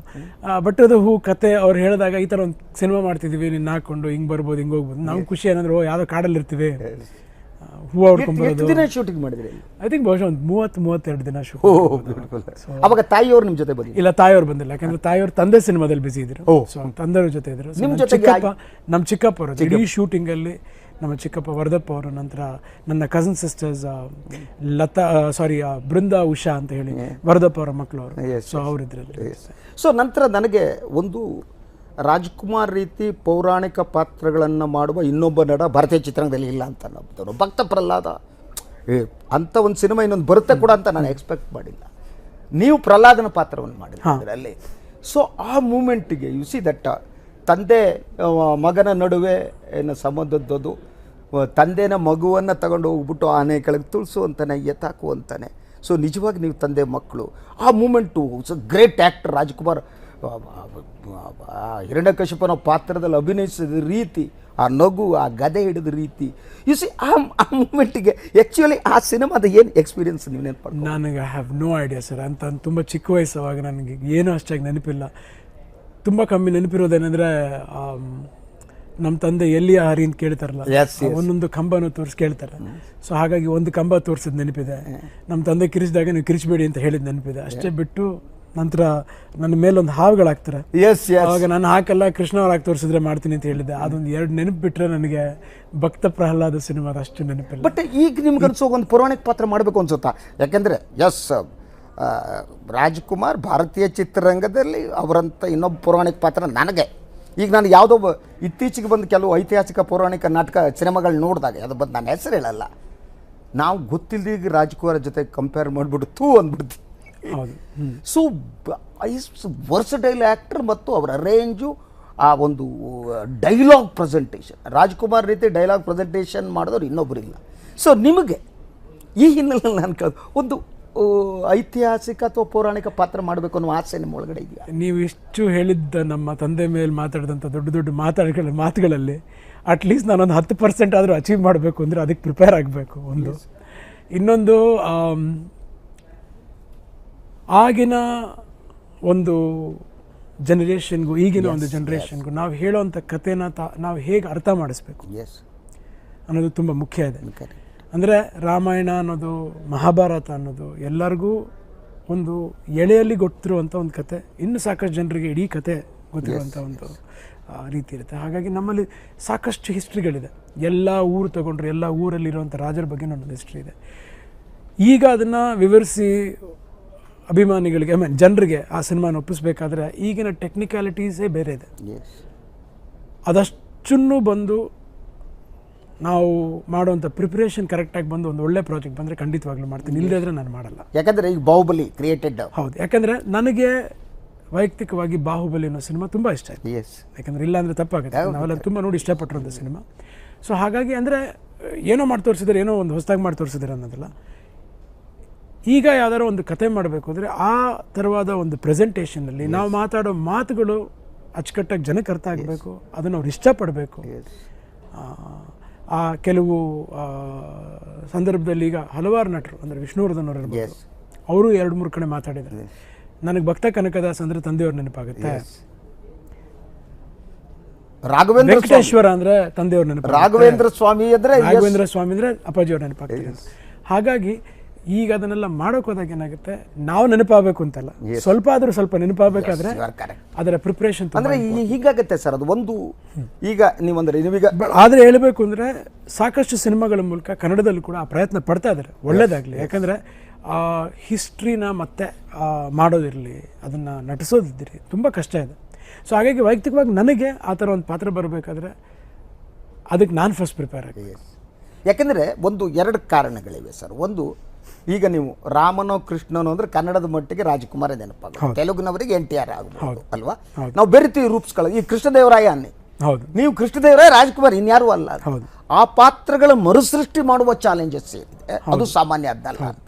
ಯಾಕೆಂದರೆ ನಮ್ಮ ಮನಸ್ಸಿನ ಒಳಗಡೆ ಆ ಪ್ರತಿಮೆ ಇದೆ. ನಾವು ರಾಜ್ಕುಮಾರ್ ಮೂಲಕ ಈ ಐತಿಹಾಸಿಕ ಪಾತ್ರಗಳನ್ನು, ಪೌರಾಣಿಕ ಪಾತ್ರಗಳನ್ನು ನೋಡ್ತೀವಿ. ಸೊ ಅದನ್ನು ಮತ್ತೆ ಮಾಡುವಾಗಿರುವ ಚಾಲೆಂಜಸ್, ಅದು ಆ ಒಂದು ಹಳೆಯ ನೆನಪುಗಳನ್ನು, ಹಳೆಯ ಪ್ರತಿಮೆಗಳನ್ನು ಅಳಿಸಿ ಹಾಕಿ ಹೊಸ ಪ್ರತಿಮೆಯನ್ನು ಸೃಷ್ಟಿ ಮಾಡಬೇಕಾಗತ್ತೆ. ಹೌದು. ಸೊ ಆ ಕಾರಣಕ್ಕೆ ಬಂದಿಲ್ಲ ಅಂತ ಅನ್ಸುತ್ತೆ. ಬಟ್ ಅಭಿಮಾನಿಗಳಿಗೆ ಬಾಹುಬಲಿ ಅಂತ ಸಿನಿಮಾ ಕನ್ನಡಕ್ಕೆ ಬರಲಿ, ಪುನೀತ್ ಮಾಡಲಿ ಅಂತ ಜನ ಪ್ರಯತ್ನ ಇದೆ. ನೋಡೋಣ ಒಂದು ಒಳ್ಳೆ ಕತೆ ಬಂದರೆ. ಯಾಕಂದರೆ ಇದನ್ನೇ ಏನು ಮಾಡಿದ್ರು ಇಂಗ್ಲೀಷಲ್ಲಿ ಒಂದು ಐ ಆಮ್ ಶೋರ್ ತಮಗೆ ಗೊತ್ತಿರುತ್ತೆ, 10 ಕಮಾಂಡ್ಮೆಂಟ್ಸ್, ಬೆನ್ಹರ್ ಇರ್ಬೋದು, ಸಿಕ್ಕಾಪಟ್ಟೆ ಸಿನಿಮಾಗಳು ಬಂತು. ಆ ಜನರೇಷನ್ ಆದಮೇಲೆ 90s ಅವ್ರದ್ದು ಸಿನಿಮಾಗಳು ಬಂತು. ಬ್ರೇವ್ ಹಾರ್ಟ್ ಬಂತು, ಗ್ಲಾಡಿಯೇಟರ್ ಬಂತು, ಲಾರ್ಡ್ ಆಫ್ ದ. ಸೊ ಈಗ ಬಂದಿರುವಂಥ ಲಾರ್ಡ್ ಆಫ್ ದ ರಿಂಗ್ಸ್ ಅಂತ ಒಂದು ಸೀರೀಸ್ ಸಿನಿಮಾ ಬಂತು. ಗೇಮ್ ಆಫ್ ಥ್ರೋನ್ಸ್ ಅಂತ ಹೇಳಿ ಒಂದು ಟೆಲಿವಿಷನ್ ಸೀರೀಸ್ ಬಂತು. ಒಂದು ಬೆನ್ಹರ್ಗೂ ಗೇಮ್ ಆಫ್ ಥ್ರೋನ್ಸ್ಗೂ ಸಿಕ್ಕಾಪಟ್ಟೆ ವ್ಯತ್ಯಾಸ ಇದೆ. ಸೊ ಆ ವ್ಯತ್ಯಾಸನ ನಾವಿಲ್ಲಿ ಕ್ರಿಯೇಟ್ ಮಾಡಬೇಕು. ಅದಾಗುತ್ತೆ ಖಂಡಿತವಾಗ್ಲೂ, ಇದಕ್ಕೆ ಆಗ್ತಾ ಇದೆ ಥ್ಯಾಂಕ್ಸ್ ಟು ಬಾಹುಬಲಿ. ಇನ್ನೂ ಸಿನಿಮಾಗಳು ನಮ್ಮ ಕನ್ನಡದಲ್ಲೂ ಬರ್ತಾ ಇದೆ. ಈಗ ಕುರುಕ್ಷೇತ್ರ ಒಂದು ಸಿನಿಮಾ ಮಾಡ್ತಾ ಇದ್ದಾರೆ. ಅಫ್ಕೋರ್ಸ್ ಆ ಪ್ರಯತ್ನಗಳು ಇದ್ದೇ ಇದೆ. ಬಟ್ ನಾನು ಮಾಡಬೇಕಾದ್ರೆ ನನಗಿನ್ನೂ ಆ ಥರ ಪಾತ್ರಗಳು ಆಗಲಿ ಮತ್ತೊಂದಾಗಲಿ ಈ ಟೆಕ್ನಿಕ್ಯಾಲಿಟೀಸ್ ಬಂದಮೇಲೆ ಖಂಡಿತ ಮಾಡ್ತೀನಿ. ಎಸ್ ಪ್ರಿಯ ವೀಕ್ಷಕರೇ, ಒಂದು ವಿರಾಮ ತಗೋತೀನಿ, ಇನ್ನಷ್ಟು ಮಾತಾಡ್ತೀನಿ ಪುನೀತ್ ಜೊತೆ. ಈಗ ಒಂದು ವಿರಾಮ. ಎಸ್ ಪ್ರಿಯ ವೀಕ್ಷಕರೇ, ವಿರಾಮದ ನಂತರ ಅಭಿಜಾತ ಕಲಾವಿದ, ನಾನು ಹಾಗೆಯೇ ಕರೆಯೋದು, ಎಲ್ಲರೂ ಪವರ್ ಅಂತ ಕರೆದು ನಾನು ಅಭಿಜಾತ ಕಲಾವಿದ ಅಂತ ಕರಿತೀನಿ, ಪುನೀತ್ ಜೊತೆಗಿದ್ದಾರೆ. ಎಸ್, ಸರ್ ನನಗಿರುವ ಒಂದು ಕುತೂಹಲ ಅಂದ್ಕೊಳ್ಳಿ, ಒಬ್ಬ ನಟನಿಗಿರುವ ಬಹುಮುಖ್ಯವಾದ ಚಾಲೆಂಜಸ್ ಏನು ಅನ್ಸುತ್ತೆ ನಿಮಗಿದ್ದಂತ ನೀವು ಬಂದ ನನಗೆ? ಯಾಕೆಂದರೆ ನಿಮ್ಮ ಚಾಲೆಂಜಸ್ ಉಳಿದೆಲ್ಲವ್ರಿಗಿಂತ ಡಿಫ್ರೆಂಟ್ ಆಗಿತ್ತು. ನೀವು ರಾಜ್ಕುಮಾರ್ ಅವ್ರ ಮಗ ಅನ್ನೋದು ಇಂಥದ್ದು ಕೆಲವೊಮ್ಮೆ ಪ್ಲಸ್ ಪಾಯಿಂಟು ಆಗುತ್ತೆ, ನೆಗೆಟಿವ್ನೂ ಆಗುತ್ತೆ. ಸೊ ತಕ್ಷಣ ನೀವು ಅಭಿನಯಿಸಿದ ತಕ್ಷಣ ರಾಜ್ಕುಮಾರ್ ಜೊತೆ ಹೋಲಿಕೆ ಮಾಡ್ತಾರೆ, ಅದು ಸಾಮಾನ್ಯವಾದ ಚಾಲೆಂಜಸ್ ಅಲ್ಲ. ಸೊ ಅವ್ರನ್ನ ಪ್ರತ್ಯೇಕಿಸಿ ನಿಮ್ಮನ್ನು ನೋಡುವುದು ಸುಲಭ ಸಾಧ್ಯ ಅಲ್ಲ. ಇದು ಬಹುಮುಖ್ಯವಾದ ಚಾಲೆಂಜ್ ಅಂತ ನನಗೆ ಅನಿಸುತ್ತೆ. ನಿಮಗೆ ಏನು ಅನಿಸ್ತಾ ಚಾಲೆಂಜ್? ಮೊದಲನೇ ಸಿನಿಮಾಲ ಚಾಲೆಂಜ್ ಇತ್ತು. ಚಾಲೆಂಜ್ ಅಲ್ಲ ಅದು ಆ್ಯಕ್ಚುಲಿ. ಅಂದರೆ ನಮಗಿದ್ದೊಂದು ರೆಸ್ಪಾನ್ಸಿಬಿಲಿಟಿ ಏನಂದರೆ, ಒಂದು ಸಿನಿಮಾ ಮಾಡಿದ್ರೆ ಒಳ್ಳೆ ರೀತಿಯಲ್ಲಿ ರೆಕಗ್ನೈಸ್ ಆಗಬೇಕು, ಚೆನ್ನಾಗಿ ಆ್ಯಕ್ಟ್ ಮಾಡಿದ್ದೀನಿ ಮತ್ತು ಅದ್ರ ಕುಟುಂಬ ಎಲ್ಲ ನೋಡಬೇಕು ಅನ್ನೋದು ನಿಮ್ಮ ಎಸ್ ರಾಜ್ಕುಮಾರ್ ನಮ್ಮ ಸಿನಿಮಾಗಳು ನಾವು ತಾಯಿ ಏನು ಪ್ರೊಡ್ಯೂಸ್ ಮಾಡ್ಕೊಂಡ್ಬಂದರೆ ಎಲ್ಲ ಸಿನಿಮಾಗಳಲ್ಲೂ ಅದೇ ರೀತಿ ಇದ್ದಿದ್ದರಿಂದ ಅದು ಬಹುಮುಖ್ಯ, ತುಂಬ ಮುಖ್ಯ ಅದು ನಮ್ಮ ಕುಟುಂಬಕ್ಕೆ. ಅದು ಆ ಥರ ಸಿನಿಮಾಗಳು ಬರೋದು ಒಂದು. ಇನ್ನೊಂದು ಬಂದು ತುಂಬ ಈಸಿ, ರಾಜ್ಕುಮಾರ್ ಮಗ ಅದಕ್ಕೆ ಕ್ಲಿಕ್ ಆಗಿದೆ, ಏನು ಅವ್ರು ಹಂಗೆ ಇವ್ನು ಹಿಂಗೆ ಅಂತ ಹೇಳ್ಬಿಟ್ರೆ ಅದು ಕಷ್ಟ. ಅದು ಸೊ ಎರಡು ರೀತಿಯಾದ ಇದು ಬರುತ್ತೆ. ಬಟ್ ಆ ಟೈಮಲ್ಲಿ ಮೊದಲನೇ ಸಿನಿಮಾದಲ್ಲಿ ಒಳ್ಳೆ ಸಿನಿಮಾ ಮಾಡಿದ್ದೀವಿ ಅನ್ನೋದು ಪ್ರೂವ್ ಆಗಬೇಕು, ಆ ಒಂದು ಏಮ್ ಇತ್ತು ಅಷ್ಟೇ ಬಿಟ್ಟು ಬೇರೆ ಏನಿರಲಿಲ್ಲ. ಮೊದಲು ನಿಮ್ಮ ಸಿನಿಮಾ ಸಂದರ್ಭದಲ್ಲಿ ಅಪ್ಪು ಸಿನಿಮಾ ಸಂದರ್ಭದಲ್ಲಿ ತಂದೆಯವ್ರದಲ್ಲಿ ಇನ್ವಾಲ್ವ್ ಆಗಿದ್ರಾ ಅಥವಾ ತಾಯಿಯವರು ಇನ್ವಾಲ್ವ್ ಆಗಿದ್ರಾ? ಅಂದರೆ ಅಫ್ಕೋರ್ಸ್ ನಮ್ಮದೇ ಪ್ರೊಡಕ್ಷನ್, ತಾಯಿಯವ್ರ ಪ್ರೊಡಕ್ಷನ್ನು, ತಂದೆಯವರು, ಚಿಕ್ಕಪ್ಪ ಅವರು ಎಲ್ಲರೂ ಕತೆ ಕೇಳಿದರು, ಅವ್ರೆಲ್ಲ ಇಷ್ಟಪಟ್ಟಿದ್ರು. ರಾಘಣ್ಣ ಅವರು, ಶಿವಣ್ಣ ಅವರು ಎಲ್ಲರೂ ಕತೆ ಕೇಳಿದರು, ಎಲ್ಲರೂ ಇಷ್ಟಪಟ್ಟಿದ್ದಂಥ ಸಿನಿಮಾ. ನನಗೂ ತುಂಬ ಇಷ್ಟ ಆಗಿತ್ತು. ಯಾಕಂದರೆ ಅವಾಗಿಂದ ನನಗೊಂದು ಸ್ವಲ್ಪ ಪರ್ಟಿಕ್ಯುಲರ್, ನಾನು ಫಸ್ಟ್ ಇಷ್ಟಪಡಬೇಕು. ನನಗೆ ಎಲ್ಲರೂ ಇಷ್ಟಪಟ್ಟರು ಓಕೆ, ಬಟ್ ಲಾಸ್ಟ್ ಡಿಸಿಷನ್ ನಂದಿರಬೇಕು. ನನಗೆ ಇಷ್ಟ ಆಗಿಲ್ಲ ಅಂದ್ರೆ ನಾನು ಮಾಡ್ತಿರ್ಲಿಲ್ಲ. ನನಗೆ ಐ ವಾಸ್ ವೆರಿ ಪರ್ಟಿಕ್ಯುಲರ್. ಆ ಸಕ್ಸಸ್ ಇದೆಯಲ್ಲ ನಿಮ್ಗೆ, ಕಂಟಿನ್ಯೂಯಸ್ ಸಕ್ಸಸ್ ಬರ್ತಾ ಹೋಯ್ತು ನಿಮ್ಮದು. ಆ ಸಕ್ಸಸ್ ನಿಮ್ಮ ನಿರೀಕ್ಷೆ ಇತ್ತ ಈ ರೀತಿ ಸಕ್ಸಸ್ ಬರುತ್ತೆ? ಇಲ್ಲ ಸರ್, ಯಾವ್ದು ಅನ್ಕೊಂಡು. ಬಟ್ ಅಫ್ಕೋರ್ಸ್ ಏನಂದರೆ ಮಾಡೋ ಸಿನಿಮಾಗಳೆಲ್ಲ ಚೆನ್ನಾಗಾಗಬೇಕು ಅಂತ ಇತ್ತು. ಅಂದರೆ ನನಗೆ ಪರ್ಸ್ನಲ್ ಆಗಿ ನಾನು ಈಗಿಲ್ಲೇ ಇರಬೇಕು, ನಂಬರ್ 1 ಆಗಿರಬೇಕು, ನಂಬರ್ 3 ಆಗಿರಬೇಕು, ನಂಬರ್ 2 ಆಗಿರಬೇಕು, ಆ ಥರ ಯಾವತ್ತು ಅಂದ್ಕೊಂಡ್ರೆ ನಾನು ಮಾಡೋ ಸಿನಿಮಾಗಳೆಲ್ಲ ಚೆನ್ನಾಗಾಗಬೇಕು. ಹಾಗಾಗಿ ಅದು ಯಾರಿಗಿರಲ್ಲ ಹೇಳಿ, ಎಲ್ಲರಿಗೂ ಇರುತ್ತೆ. ಅದೇ ರೀತಿ ನನಗೂ ಇದ್ದಿದ್ದು. ಅಂದರೆ ಮಾಡೋ ಸಿನಿಮಾಗಳೆಲ್ಲ ಸಕ್ಸಸ್ ಆಗಬೇಕು. ಯಾಕಂದರೆ ನಾವು ಯಾಕೆ ಸಿನಿಮಾ ಮಾಡ್ತೀವಿ? ಜನ ನೋಡಬೇಕು, ಅವ್ರು ಇಷ್ಟಪಡಬೇಕು. ಎಲ್ಲದಕ್ಕಿಂತ ಹೆಚ್ಚಾಗಿ ನಮ್ಮನ್ನು ನಂಬಿ ಹಣ ಹಾಕಿರುವಂಥ ಪ್ರೊಡ್ಯೂಸರ್ಗೆ ಒಳ್ಳೇದಾಗಬೇಕು. ಹಾಗಾಗಿ ಮಾಡೋ ಸಿನಿಮಾಗಳೆಲ್ಲ ಚೆನ್ನಾಗಿ ಸಕ್ಸಸ್ ಆಗಬೇಕು ಅಂತ ಖಂಡಿತವಾಗ್ಲೂ ಇಷ್ಟ ಆಯಿತು. ಅದಾಗಲೇಬೇಕು ಸರ್, ಯಾಕಂದರೆ ಎಲ್ಲರೂ ಕಷ್ಟಪಡ್ತಿದ್ದಾರೆ ಒಂದು ಸಿನಿಮಾ ಮಾಡೋಕ್ಕೆ. ಮೊದಲು ಸಿನಿಮಾ ಸಕ್ಸಸ್ ಆದ ತಕ್ಷಣ ನಿಮ್ಮ ತಂದೆ ಮತ್ತು ತಾಯಿಯ ರಿಯಾಕ್ಷನ್, ಯಾಕಂದರೆ ಒಂದು ಸಂತಸ ಭಾವ ಇರ್ಬೋದು. ತಾಯಿಯವ್ರಿಗೆ ಯಾವತ್ತು ಹೆಮ್ಮೆ ಆ ಪ್ರೌಢ ಅನ್ನೋದಿತ್ತು. ಅವ್ರು ಬರೋಕ್ಕೆ ಮುಂಚೆನೇ ಹೇಳೋರೆ, ಇವನು ಇದ್ರೆ ನನ್ನ ಮಗ ಸೂಪರ್ ಸ್ಟಾರ್ ಏಕನು ಅಂತ ಯಾವಾಗಲೂ ಹೇಳೋರು. ಅದು ಬಹುಶಃ ಎಲ್ಲ ತಾಯಿಗಳು ಅವ್ರ ಮಕ್ಕಳ ಮೇಲೆ ಇಟ್ಟಿರುವಂಥ ಒಂದು ನಂಬಿಕೆ, ಪ್ರೀತಿ ಅದಿದ್ದೇ ಇರುತ್ತೆ. ಬಟ್ ತಂದೆಯವರು ಯಾವತ್ತು ಆ ಎಕ್ಸೈಟ್ಮೆಂಟ್ ಅನ್ನೋದನ್ನು ನಮಗೆ ತೋರಿಸ್ತಿರಲಿಲ್ಲ. ನನಗೆಲ್ಲೋ ಗೊತ್ತಿದೆ, ನಮ್ಮ ತಂದೆಯವ್ರಿಗೊಂದು ಖುಷಿ ಇದೆ. ನನಗೆ ಸ್ಟಂಟ್ಸ್ ಮಾಡಬೇಕು ಅಂತ ಇಷ್ಟಾಗಿದ್ದು ಸಿನಿಮಾಗೆ ಬರಬೇಕು ಅಂತಲ್ಲ, ನಮ್ಮ ತಂದೆ ಕೈಲಿ ಚಪ್ಪಾಳೆ ಹೊಡಿಸ್ಬೇಕು ಅಂತ. ಒಂದು ಪಲ್ಟಿ ಹೊಡಿಬೇಕಾದ್ರೆ ನಮ್ಮ ತಂದೆ ನೋಡ್ಮೇಲೆ ಒಂದು ಕ್ಲಾಪ್ ಹೊಡಿಬೇಕು, ನನ್ನ ಮಗನೂ ಮಾಡ್ತಾನೆ ಅನ್ಬೇಕು ಅಂತ ಅಷ್ಟೇ ನೆನೀರ್ಕಾಲ. ಬಟ್ ಅವ್ರು ಸಿನಿಮಾ ಮಾಡಿದಾಗ, ಮೊದಲನೇ ನಾವು ಸಿನಿಮಾ ಮಾಡಿದಾಗ ಬೆಂಗಳೂರಲ್ಲಿ ಎಲ್ಲೆಲ್ಲಿ ಸಿನಿಮಾ 100 days ಆಯಿತು ಎಲ್ಲ ಥಿಯೇಟ್ರಲ್ಲಿ ಹೋಗಿ ಒಂದೊಂದ್ಸಲಿ ನೋಡ್ಕೊಂಡ್ಬಂದರು. ಆವಾಗ ನಮ್ಮ ತಂದೆಗೆ ಸಿನಿಮಾ ಇಷ್ಟ ಆಯಿತು ಅಂತ ನನಗೆ ಅನ್ನಿಸ್ತು. ಬಟ್ ಯಾವತ್ತು ಪಕ್ಕದಲ್ಲಿ ಬಂದು ಬೇಷ್ ನೀನು ಇದೆಯಾ ಬಿಡೋ ಇನ್ನೂ ಇರ್ತೀಯ ಅದನ್ನು ಯಾವತ್ತೂ ಹೇಳ್ತಿರ್ಲಿಲ್ಲ. ನಿಮ್ಮ ಕಂಟಿನ್ಯೂಸ್ ಯಶಸ್ಸು ಬಂತಲ್ಲ ನಿಮ್ಮ ಸಿನಿಮಾ, ನಿಮ್ಮ ಇಡೀ ನಾನು ಹೇಳಿದ 27-28 ಸಿನಿಮಾ ಇರ್ಬೋದು ಅನ್ಸುತ್ತೆ ನನಗೆ. I don't know exact number, within 27 ಇರಬೇಕು. ಈ 27 ಎಲ್ಲ ಹಿಟ್ ಅಲ್ಲ ಸರ್, ಕೆಲವು ಸುಮಾರಾಗಿ ಹೋಗಿದೆ, ಕೆಲವು ಓಡಿಲ್ಲ, ಕೆಲವು ಓಡಿರಲ್ಲ. ಆದರೂ ಯಾವ ನಿರ್ಮಾಪಕನೂ ನಿಮ್ಮಿಂದ ತೊಂದರೆ ಅನುಭವಿಸಿಲ್ಲ. ಸೊ ನೀವು ಪ್ರಾಫಿಟ್ ಮ್ಯಾರೇಜ್ ಲಾಸ್ ಆಗೇ ಇಲ್ಲ. ಯಾವುದೋ 1-2 ಸಿನಿಮಾಗಳ ವೀರ ಕರ್ನಾಟಕ ಯಾವುದೋ ಇರ್ಬೇಕು ಸ್ವಲ್ಪ ಇಲ್ಲ. ಇತ್ತೀಚೆಗೆ ಬಂದಂಥ ಕೆಲವು ಸಿನಿಮಾಗಳು ಸರಿ ಆಗಲಿಲ್ಲ. ಹೌದು. ಸೊ ನನಗೆ ಈ ಸಕ್ಸಸ್ ಬಂದಾಗ ನನಗೆ ಭಾಳ ಕೂತರು ತಂದೆಯವ್ರು. ಎಲ್ಲಾದರೂ ನೀವು 3-4 ಸಿನಿಮಾ ಆದಮೇಲೆ 5 ಸಿನಿಮಾದಲ್ಲಿ ಏನಪ್ಪ ಇದು ಸಕ್ಸಸ್ ಅಂತ ಹೃದಯ ಬಿಚ್ಚಿ ಯಾವತ್ತಾರು ಇಲ್ಲ. ಆ ಪ್ರೀತಿ ವಿಶ್ವಾಸ ಅನ್ನೋದು ಯಾವಾಗಲೂ ಇತ್ತು. ಬಟ್ ಯಾವುದನ್ನು ಬಂದು ನಾವು ಮನೇಲಿ ತೋರಿಸ್ತಿರ್ಲಿಲ್ಲ. ನಮಗೆ ನಮ್ಮ ಪಿಕ್ಚರ್ ಮುಗಿದು ಆಚೆ ಬಂದಮೇಲೆ ನನ್ನ ಸ್ನೇಹಿತರು ಇರ್ಬೋದು, ನನ್ನ ಕುಟುಂಬ ಇರ್ಬೋದು, ಅವ್ರಿಗೆ ನಾನು ಪುನೀತ್ ರಾಜ್ಕುಮಾರ್ ಹಾಕೋಕ್ಕಲ್ಲ, ಅಪ್ಪು ಆಗ್ತೀನಿ ಅಷ್ಟೇ. ಸೊ ಹಾಗಾಗಿ ನಮ್ಗೆ ಅದೆಲ್ಲ ಅಷ್ಟು ತಲೆಗೆ ಹೋಗ್ತಿರ್ಲಿಲ್ಲ. ಅದು ಯಾವುದು ಆ ಥರದ ಒಂದು ಎಕ್ಸೈಟ್ಮೆಂಟು, ಇವ್ರು ಬರ್ತಾ ಇದ್ದಾರೆ ಎದ್ದು ನಿಂತ್ಕೊಂಡು. ನಮಗೆ ನಮ್ಮ ತಂದೆ ಬಂದರೆ ತಾಯಿ ಬಂದರೆ ಎದ್ದು ನಿಂತ್ಕೊಂಡ್ಬಿಡ್ತಿದ್ವಿ ಅಷ್ಟೇ. ದೊಡ್ಡವ್ರು ಯಾರಾದರೂ ಬಂದರೆ ಎದ್ದು ನಿಂತ್ಕೊಂಡ್ಬಿಡ್ತಿದ್ವಿ ಅಷ್ಟೇ ಹೊರತು ನಮ್ಗೆ ಆ ಥರವಾದ ಫೀಲಿಂಗ್ ಯಾವತ್ತು ಮನೇಲಿ ಇರ್ತಿರ್ಲಿಲ್ಲ. So there absolute normal. ನಿಮ್ಮ ಇಡೀ ಇದರಲ್ಲಿ ನಿಮಗೆ ಚಾಲೆಂಜಿಂಗ್ ಆದ್ದು ಯಾವ ಪಾತ್ರ ಅಂತ ಅನಿಸುತ್ತೆ ನಿಮ್ಗೆ? ಎಸ್, ಈ ಪಾತ್ರ ನನಗೆ ಚಾಲೆಂಜಿಂಗ್ ಆಗಿತ್ತು.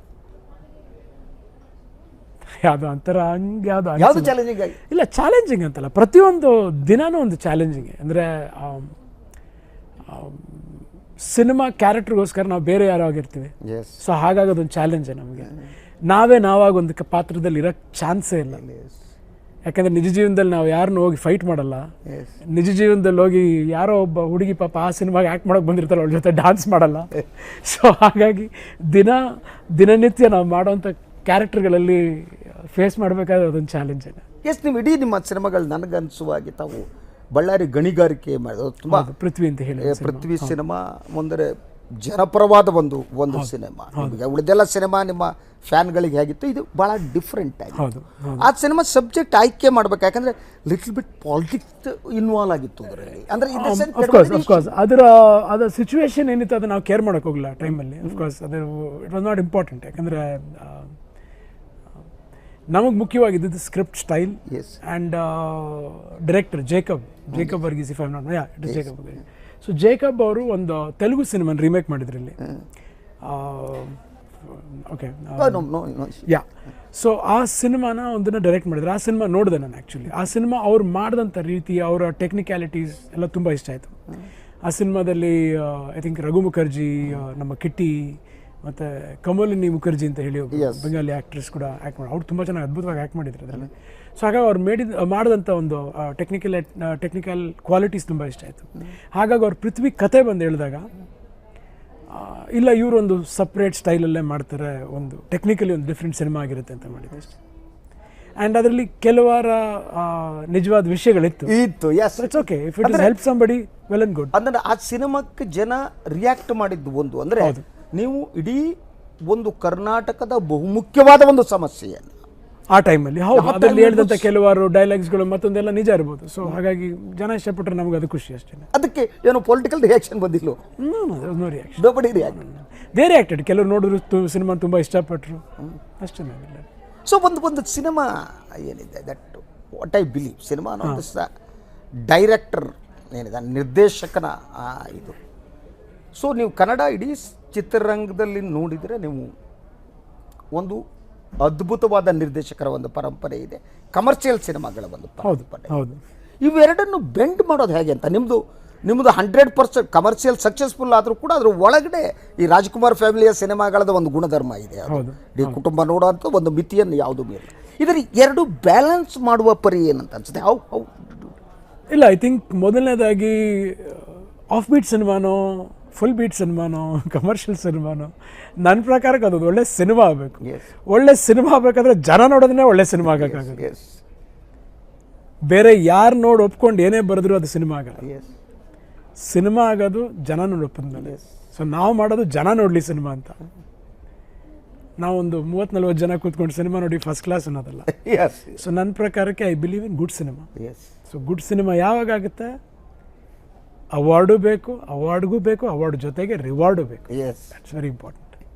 ನೀವು ಈ ಏನೋ ಅವಾರ್ಡ್ ಆ್ಯಂಡ್ ರಿವಾರ್ಡ್ ಸಲುವಾಗಿ ನೀವೊಂದು ಸಿನಿಮಾವನ್ನು ಒಪ್ಪಿಕೊಳ್ಳುವಾಗ ಅದನ್ನು ಯಾವ ಅಂಶಗಳ ಮೇಲೆ ಒಪ್ಪಿಕೋತೀರಿ ಮತ್ತು ನೀವು ಹೇಗೆ ಅದು ಪೂರ್ವ ತಯಾರಿ? ಸರ್, ಖಂಡಿತವಾಗ್ಲೂ ಆ ಬಡ್ಜೆಟ್ ಒಂದು ಪ್ರೊಡ್ಯೂಸರ್ ಹಾಕಿ ತೆಗಿತಿದ್ದಾರೆ ಅಂದಮೇಲೆ ಸಿನಿಮಾದಲ್ಲಿ ಕೆಲವು ಸಿಚುವೇಶನ್ಸ್ಗಳು ಬೇಕೇ ಬೇಕು.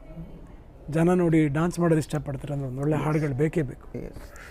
ಫೈಟ್ ನೋಡ್ತಾರೆ ಅಂದರೆ ಫೈಟ್ಗಳು ಬೇಕೇ ಬೇಕು. ಜೊತೆಗೆ ಒಂದು ಕಮರ್ಷಿಯಲ್, ನಾಟ್ ಕಮರ್ಷಿಯಲ್ ಅಂತ, ಜೊತೆಗೊಂದು ಒಳ್ಳೆ ಕಥೆಯ ಎಲಿಮೆಂಟ್. ಆ ಕತೆ ಹೇಗೆ ಮಾಡ್ತೀವಿ, ನಮ್ಮ ದೇಶದಲ್ಲಿ ನಾವು ಹೇಗೆ ನಮ್ಮ ನಡವಳಿಕೆ ಇರುತ್ತೆ, ನಮ್ಮ ಸಮಾಜ ಹೇಗಿರುತ್ತೆ, ಅದನ್ನ ಮೇಲೆ ಬೇಸ್ ಮಾಡಬೇಕು. ಈಗ ನಾವು ಹೊರದೇಶದ ಸಮಾಜನ ಬೇಸ್ ಮಾಡಿದ್ರೆ ಅಲ್ಲಿ ನಡೆಯೋಕ್ಕೆ ಚಾನ್ಸ್ ಇಲ್ಲ. ಯಾಕಂದರೆ ಅದು ಬೇಕಾಗಿಲ್ಲ. ಯಾಕಂದರೆ ಇಲ್ಲಿಗೆ ಬೇಕಾಗಿರೋದು ನಮ್ಮಲ್ಲಿ ಏನು ನಡೆಯುತ್ತೆ ಅಂತ ಹೇಳಿ ನಮ್ಮದೇ ಆದಂಥ ಭಾರತೀಯ ಒಳ್ಳೆ ಕಥೆ ಆಗಬೇಕಷ್ಟೇ. ಇಲ್ಲಿ ಕನ್ನಡಿಗರ ಕಥೆ ಆಗಬೇಕು 100%. ನಾವು ಕರ್ನಾಟಕದಲ್ಲಿ ಮಾಡೋದ್ರಿಂದ ನಮ್ಮ ಕನ್ನಡಿಗರ ಕಥೆ ಆಗಬೇಕು. ಎಸ್, ನಾನು ಈ ಪೂರ್ವ ಸಿದ್ಧತೆಯ ಬಗ್ಗೆ ಮಾತನಾಡಿದೆ. ಅದಾದಮೇಲೆ ಒಂದು ಸಿನಿಮಾ ಬಂದಮೇಲೆ ನಿಮ್ಮ 27 ಸಿನಿಮಾದಲ್ಲಿ ಒಂದು 3-4 ಸಿನಿಮಾಗಳು ಕಡಿಮೆ ದುಡ್ದಿರ್ಬೋದು, ಉಳಿದೆಲ್ಲ ಸಕ್ಸಸ್ಫುಲ್ ಅಂತ. That is what I believe. ಒಂದು ಸಿನಿಮಾ ನಿಮ್ಮ ನಿರೀಕ್ಷೆಯಷ್ಟು ಸಕ್ಸಸ್ ಆಗದಿದ್ದಾಗ ನೀವು ಪೋಸ್ಟ್ ಮಾರ್ಟಮ್ ಮಾಡ್ತೀರಾ? ಹೌದು, ಸಿನಿಮಾಗಳು ಮಾಡಬೇಕಾದ್ರೆ ಕೆಲವು ಕನ್ಫ್ಯೂಷನ್ಸ್ಗಳಾಗಿರುತ್ತೆ, ಬಟ್ ಏನು ಮಾಡೋಕ್ಕಾಗಲ್ಲ. ಅಂದರೆ ಮತ್ತೆ ಅದನ್ನು ರಿವೈಂಡ್ ಮಾಡಿ ನಾವು ಸರಿನೂ ಮಾಡೋಕ್ಕಾಗಲ್ಲ. ಸೊ ಹಾಗಾಗಿ ಅನ್ನೋ ಕೆಲವು ಸಲ ಬೇಜಾರಾಗುತ್ತೆ ಸರಿ ಆಗದೇ ಇದ್ರೆ. ಬಟ್ ಸಾಕಷ್ಟು ಜನ ಇನ್ವಾಲ್ವ್ಮೆಂಟ್ ಇರುತ್ತೆ ಸಿನಿಮಾದಲ್ಲಿ. ನಾನಿನ್ನೂ ಆ ಮಟ್ಟಕ್ಕೆ ಬಂದಿಲ್ಲ. ಅಂದರೆ ಅಕಸ್ಮಾತ್ ಒಂದು ಸಿನಿಮಾ ಆಗಿಲ್ಲ ಅಂದರೆ ಅಲ್ಲೇ ಬಿಟ್ಬಿಟ್ಟು ಇಲ್ಲ ನೀವು ಸರಿ ಮಾಡೋರ್ಗು ನಾವು ಮಾಡಲ್ಲ ಅಂತ ಯಾವತ್ತೂ ಹೇಳಿಲ್ಲ. ನೀವು ಆ ಕಲ್ಚರೇ ಅಲ್ಲ, ಆ ಕಲ್ಚರ್ ಅಲ್ಲ, ಅದೊಂದು ಪ್ರಾಬ್ಲಮ್. ಹಾಗಾಗಿ ಏನೋ ನೋಡೋಣ, ದೇವ್ರದಿಂದ ಈಗ ನಾವು ಪ್ರೊಡಕ್ಷನ್ ಮತ್ತೆ ಶುರು ಮಾಡಿದ್ದೀರಿ. ಎಸ್, ಹೌದು ಹೌದು. ಒಂದು ಬಂದು ಪ್ರೊಡಕ್ಷನ್ ಒಂದು ಒಳ್ಳೊಳ್ಳೆ ಕನ್ನಡ ಸಿನಿಮಾಗಳು ಮಾಡಬೇಕು ಅಂತ ಹೇಳಿ, ಇನ್ನೊಂದು ಬಂದು ನಂದೇ ಆದಂಥ ಸಿನಿಮಾಗಳು ಕೂಡ ಇನ್ನು ಮುಂದೆ ಮಾಡಬೇಕು ಅಂತ ಅನ್ಕೊಂಡಿದ್ದೀನಿ. ನಿಮ್ಮ ಪ್ರೊಡಕ್ಷನ್ ಹೌಸ್ನಲ್ಲೇ ಹೌದು, ವಜ್ರೇಶ್ವರಿಯಲ್ಲೇ ಮಾಡಬೇಕು. ವಜ್ರೇಶ್ವರಿಯಲ್ಲೇ ಮಾಡ್ತೀವಿ, ಹೊರಗಡೆ ಎಲ್ಲೂ? ಇಲ್ಲ, ಹೊರಗಡೆ ಖಂಡಿತವಾಗ್ಲೂ ಮಾಡ್ತೀನಿ, ಎಲ್ಲೂ ಮಾಡಲ್ಲ ಅಂತ ಹೇಳ್ತಿಲ್ಲ. ಎಸ್, ಅಂದರೆ ಬಹುತೇಕ ನಿಮ್ಮ ಸಿನಿಮಾಗಳು ಇಲ್ಲ ಅಂದರೆ ನಮ್ಮದು ಇನ್ನೂ ಮಾಡಿ ಶುರು ಮಾಡಬೇಕು ಅಂತ ಹೇಳಿ. ಎಸ್, ನನಗೆ ಇನ್ನೊಂದು ಕುತೂಹಲ ಗೊತ್ತಾ, ನೀವು ಬಾಲನಟರಾಗಿದ್ದಾಗಲೇ ಹಾಡಿದ್ದು ಕೇಳಿದ್ದೆ. ಹೌದು. ಸೊ ನನಗೆ ನೀವು ಅದ್ಭುತವಾಗಿ ಹಾಡುಗಾರರಾಗಬಲ್ಲರು ಅಂತ ನನಗೆ ಎಷ್ಟೋ ಸಂದರ್ಭದಲ್ಲಿ ಅನ್ನಿಸಿದುಂಟು. ಬಟ್ ನೀವು ನಿಮ್ಮ ಅಣ್ಣನ ಯಾವುದೋ ಒಂದು ಸಿನಿಮಾಕ್ಕೆ ಹಾಡಿದ್ರಿ ಅಂತ? ಇಲ್ಲ, ಸಿಕ್ಕಾಪಟ್ಟೆ ಸಿನಿಮಾಗಳಿಗೆ ಹಾಡಿದ್ದೀನಿ. ಈಗ ಶಿವಣ್ಣ ಅವ್ರಿಗೆ ಹಾಡಿದ್ದೀನಿ, ಗಣೇಶ್ ಅವ್ರಿಗೆ ಹಾಡಿದ್ದೀನಿ, ಶರಣ್ ಅವ್ರಿಗೆ ಹಾಡಿದ್ದೀನಿ. ಬಟ್ ನಿಮ್ಮ ಚಾಲೆಂಜಸ್ಸು ಹಾಡುವುದು ಚಾಲೆಂಜಸ್ ಅನ್ಸುತ್ತೋ ನಟನೆ ಚಾಲೆಂಜಸ್ ಅನಿಸುತ್ತೋ? ಇಲ್ಲ, ಆ ಥರದ್ದೆಲ್ಲ. ಹಾಡಬೇಕಾದ್ರೆ ಅವ್ರು ಖುಷಿಪಟ್ಟು ಹಾಡಿಸ್ತಾರೆ, ಅವ್ರು ಖುಷಿಪಟ್ಟು ಹಾಡಿಸ್ಬೇಕಾದ್ರೆ ಅದಕ್ಕಿಂತ ಇನ್ನೇನು ಸಂತೋಷ. ನಾನು ಯಾಕೆ ಹೇಳಿದೆ ಅಂದರೆ, ರಾಜ್ಕುಮಾರ್ ಅವರೇ ಹಾಡೋದಕ್ಕೆ ಪ್ರಾರಂಭ ಮಾಡಿದಾಗ ರಾಜ್ಕುಮಾರ್ ಅವರ ಹಾಡಿನಲ್ಲಿದ್ದ ಮಾಧುರ್ಯ ಏನಿದೆ, ಸೊ ಪಿ ಬಿ ಶ್ರೀನಿವಾಸ್ ಭಾಳಷ್ಟು ಸಂದರ್ಭದಲ್ಲಿ ಅವರು ಹೇಳ್ತಿದ್ರು, ಪಿ ಬಿ ಶ್ರೀನಿವಾಸು ಅವರ ಶಾರೀರ, ಇವರು ಶರೀರ ಅಂತ ಹೇಳಿ. ಬಟ್ ರಾಜ್ಕುಮಾರ್ ಹಾಡೋದಕ್ಕೆ ಪ್ರಾರಂಭ ಮಾಡಿದ ಮೇಲೆ ನಮ್ಮ ಪಿ ಬಿ ಶ್ರೀನಿವಾಸ್ ಮರೆಯಾಗುವ ರೀತಿ ಹಾಡಿದ್ರು. ಯಾಕಂದರೆ ಅವರು ತುಂಬುತ್ತಾ ಇದ್ದ ಭಾವುಕತೆ ಏನಿದೆ ಅವರ ಹಾಡಿನಲ್ಲಿ ರಾಜ್ಕುಮಾರ್ ಅವರಿಗೆ. ಸೊ ಅದು, ಮತ್ತು ರಾಜ್ಕುಮಾರ್ ಎಂದೂ ಕೂಡ ಭಾಷೆಯನ್ನು ತಪ್ಪಾಗಿ ಬಳಸಿದ್ದೇ ಇಲ್ಲ. ಹೌದು, ಕನ್ನಡ ಭಾಷೆಯನ್ನು ಅವರಷ್ಟು ಸ್ಪಷ್ಟವಾಗಿ ಉಚ್ಚಾರಣೆ ಮಾಡಿದ ಇನ್ನೊಬ್ಬ ವ್ಯಕ್ತಿ ಇಲ್ಲ. ನಿಮಗೆಲ್ಲಾದರೂ ಭಾಷೆ ಯಾವ ಥರ ಚಾಲೆಂಜಸ್ ಆಗಿತ್ತ? ಒಂದು ಖಂಡಿತವಾಗ್ಲೂ ಅದರಲ್ಲಿ ತುಂಬ ಹೆಮ್ಮೆಯಿಂದ ಹೇಳ್ಕೊಳ್ಳೋದೇನೆಂದರೆ, ಹಲವಾರು ಜನದ ಪ್ರಯತ್ನ. ಯಾಕಂದರೆ ನಾವು ಅಫ್ಕೋರ್ಸ್ ನಾವು ಹುಟ್ಟು ಬೆಳೆದಿದ್ದು ಚೆನ್ನೈಲಾಗಿದ್ದು, ನಾವು ಕನ್ನಡಿಗರು, ಮನೇಲಿ ಮಾತಾಡ್ತಿದ್ದದ್ದು ಕನ್ನಡ, ಇಲ್ಲಿ ಬಂದು ಮಾಡ್ತಿರೋ ಸಿನಿಮಾ ಮತ್ತೊಂದು ಎಲ್ಲ ಕನ್ನಡದಲ್ಲೇ. ಸೊ ಹಾಗಾಗಿ ಕನ್ನಡ ಭಾಷೆ ಚೆನ್ನಾಗಿ ಮಾತಾಡ್ತೀವಿ. ಆದರೆ ನೀವು ಹೇಳಿದ್ರಿ, ಅವರಲ್ಲಿ ಇದ್ದಂಥ ಒಂದು ಉಚ್ಚಾರಣೆ, ಅವರಲ್ಲಿ ಮಾತಾಡ್ತಿದ್ದಂಥ ಒಂದು ಸ್ಪಷ್ಟತೆ, ಸೊ ಅದು ತುಂಬ ಕಷ್ಟ ಎಲ್ರಿಗೂ ಬರೋಕ್ಕೆ. ಮತ್ತು ಅವರಿಗೆ ಬಹಳ ಸ್ಪಷ್ಟವಾಗಿ, ನಾನು ಅಷ್ಟು ಸ್ಪಷ್ಟವಾಗಿ ಅಲ್ಲ, ಡೈಲಾಗ್ ಪ್ರೆಸೆಂಟೇಷನ್ ನನಗೆ ಅದು ಭಾಳ ಮುಖ್ಯ ಅಂತ. ನೀವು ಇಡೀ ಇಂಡಿಯಾದ ಗ್ರೇಟ್ ನಟರುಗಳನ್ನು ತಗೊಳ್ಳಿ, ಅವರೆಲ್ಲರೂ ಅವರ dialogue, for example Amitabh Bachchan, Rajkumar, ಹಳೆ ಕಾಲದಲ್ಲಿ ಶಿವಾಜಿ ಗಣೇಶನ್, ಎಲ್ಲ ಡೈಲಾಗ್ ಪ್ರೆಸೆಂಟೇಷನ್. ನಿಮಗನ್ಸುವ ಹಾಗೆ ಈ ಡೈಲಾಗ್ ಪ್ರೆಸೆಂಟೇಷನಲ್ಲಿ ಹಳೆ ಕಾಲದ ನಟರು ಯಾವ ರೀತಿ ಇದ್ದರು, ಈ ಕಾಲದಲ್ಲಿ ಆ ರೀತಿ ಡೈಲಾಗ್ ಪ್ರೆಸೆಂಟೇಷನ್ ಇರುವವರು ಕಡಿಮೆ ಅಂತ ಅನ್ಸಲ್ವ ನಿಮಗೆ? ಇಲ್ಲ, ನಾನು ಅದನ್ನು ಆ ರೀತಿಯಾಗಿ ಅನಲೈಸ್ ಮಾಡಿದೆ. ಐ ಥಿಂಕ್ ಹೇಳ್ದಂಗೆ ಒಂದು ರೀತಿಯಲ್ಲಿ ಕಾಲಕ್ಕೆ ತಕ್ಕಂತೆ ನಾವು ನಡಿಬೇಕು, ಸೊ ಅವಾಗ ಗೊತ್ತಾಗಲ್ಲ. ಸೊ ಈ ಸಂದರ್ಭದಲ್ಲಿ ಐ ಥಿಂಕ್ ಇಲ್ಲ, ಬಹುಶಃ ಎಲ್ಲರೂ ಚೆನ್ನಾಗಿ ಮಾತಾಡ್ತಾರೆ, ಒಳ್ಳೊಳ್ಳೆ ಡೈಲಾಗ್ಸ್ ಹೇಳ್ತಾರೆ. ನಿಮ್ಗೆ ಯಾವ್ದಾದ್ರು ಡೈಲಾಗ್ ಪ್ರೆಸೆಂಟ್ ಹೇಳಿದ್ರೆ ಯಾವ್ದಾದ್ರು ನೆನಪುಗಳನ್ನ ಹಂಚ್ಕೋಬೋದಾ ನಮ್ಮ ಜೊತೆ? ಅಂದರೆ ಡೈಲಾಗ್ ಪ್ರೆಸೆಂಟೇಷನ್ ಪ್ರಾಬ್ಲಮ್ ಅದು ಮತ್ತು ನೀವು ಸರಿಪಡಿಸ್ಕೊಂಡಿದ್ದೆ ಹೇಗೆ? ಇಲ್ಲ, ಸರಿಪಡಿಸ್ಕೊಂಡಿದ್ದೆ ನನ್ನದೇ ಆದಂಥ ಒಂದು ರೀತಿಯಾದ ಸ್ಪೀಚ್ ಪಾಯಿಂಟ್ಸ್ ಇರುತ್ತೆ. ಸೊ ಹಾಗಾಗಿ ನನಗೆ ಬಂದರೆ ನಾನು ಆ್ಯಕ್ಟ್ ಮಾಡೋಕೆ ನನಗೆ ಸುಲಭ ಆಗುತ್ತೆ. ಎಸ್, ನಾನು ಕಂಫರ್ಟಬಲಾಗಿ ಕಾಣ್ಬೋದು. ಹಾಗಾಗಿ ಕೆಲವು ಕಡೆ ಏನಾಗುತ್ತೆ, ನಾವು ಸಿನಿಮಾದಲ್ಲಿ ಬಳಸುವಂಥ ಕನ್ನಡ ಸಿನಿಮಾದೇ ಆದ ಕನ್ನಡ. ಎಸ್, ಅದನ್ನು ಬಿಟ್ಟು ಬೇರೆ ಕನ್ನಡ ಮಾತಾಡೋಕೆ ಹೋದಾಗ ಏನಾಗುತ್ತೆ, ಜನಗಳಿಗೂ ಅದು ಡಿಸ್ಟರ್ಬ್ ಆಗುತ್ತೆ. ಫಾರ್ ಎಕ್ಸಾಂಪಲ್ ಮ್ಯಾಂಗ್ಳೂರ್ ಆ್ಯಕ್ಸೆಂಟ್ ಮಾತಾಡಬೇಕು ಅಂದಾಗ ಅವ್ರ ಆ್ಯಕ್ಸೆಂಟ್ನ ತಪ್ಪಾಗಿ ನಾವು ಮಾತಾಡೋದು. ಸೊ ಹಾಗಾಗಿ ಕೆಲವು ಕಡೆ ಆ ಕನ್ಫ್ಯೂಷನ್ಸಲ್ಲಿ ಬರುತ್ತೆ. ಬಟ್ ಇಲ್ಲದೆ ನಿಮ್ಮ ವಾಯ್ಸ್ ಮಾಡಲ್ ಸಿನಿಮಾ ಮಾಡಿದ್ರೆ ನಂತರ ನೀವು ರಿಯಾಲಿಟಿ ಶೋಗಳಲ್ಲೂ ಎಲ್ಲ ಕೂತ್ರೆ ಇದು ಪುನೀತ್ ಧ್ವನಿ ಅಂತ ಎಲ್ಲರಿಗೂ ಅನ್ನಿಸುವ ಹಾಗೆ ಇವು ಎಸ್ಟಾಬ್ಲಿಷ್. ಹೌದು, ಬಟ್ ಅಷ್ಟು ಎಸ್ಟಾಬ್ಲಿಷ್ ಆಗೋದು ಸುಲಭ ಅಲ್ಲ. ಅದಕ್ಕೆ ಹೇಳಿ, ನನಗೆ ಆ ಸಂದರ್ಭದಲ್ಲಿ ಒಂದು ಕನ್ನಡದ ಕೋಟಿ ಅಧಿಪತಿ ಅಂತ ಒಂದು ಕಾರ್ಯಕ್ರಮ ಆಯಿತು. ಅದಾದ ನಂತರ ಈಗ ಫ್ಯಾಮಿಲಿ ಪವರ್ ಅಂತ ಹೇಳಿ ಒಂದು ಕಾರ್ಯಕ್ರಮ ಮಾಡ್ತಾಯಿದ್ದೀನಿ. ಆ ಕಾರ್ಯಕ್ರಮ ನಾವು ಶುರು ಮಾಡಿದಾಗ ನನಗೆ ತುಂಬ ಭಯ ಇತ್ತು. ಅಂದರೆ ಕೆಲವು ಕಡೆ ಉಚ್ಚಾರಣೆ, ಸ್ಪಷ್ಟತೆ ಎಲ್ಲಾದರೂ ತಪ್ಪಾದರೆ ಹೇಗಾಗುತ್ತೆ ಅಂತೇಳಿ. ನನಗೆ ಹೆಲ್ಪ್ ಮಾಡೋಕ್ಕೆ ಅಂತಲೇ ನನ್ನ ಜೊತೆ ಗುರುಪ್ರಸಾದ್ ಅವರಿದ್ದರು, ರಾಘಣ್ಣ ಅವರಿದ್ದರು, ರಾಘವೇಂದ್ರ ಇದ್ದರು. ಈ ಶೋ ನಡೆಸಬೇಕಾದ್ರೆ ಈಗ ಪರಮ್ ಇದ್ದಾರೆ. ಹಾಗಾಗಿ ಸಾಕಷ್ಟು ಜನರ ಸಪೋರ್ಟ್ ಇದೆ ಅದರಲ್ಲಿ.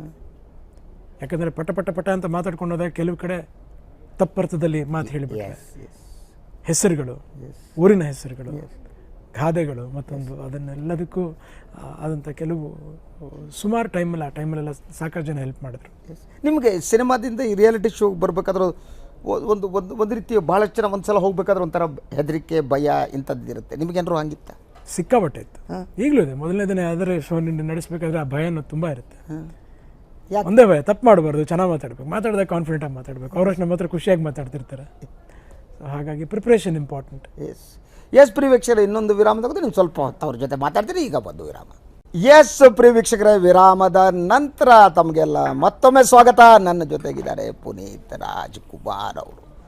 ಸರ್, ಯೂಶ್ವಲಿ ನಮಗೆ ನಮ್ಮ ವ್ಯಕ್ತಿತ್ವದ ಮೇಲೆ ಹಲವು ರೀತಿಯ ಪ್ರಭಾವಗಳು, ತಂದೆ ತಾಯಿ ಪ್ರಭಾವಗಳು ಇರ್ತವೆ.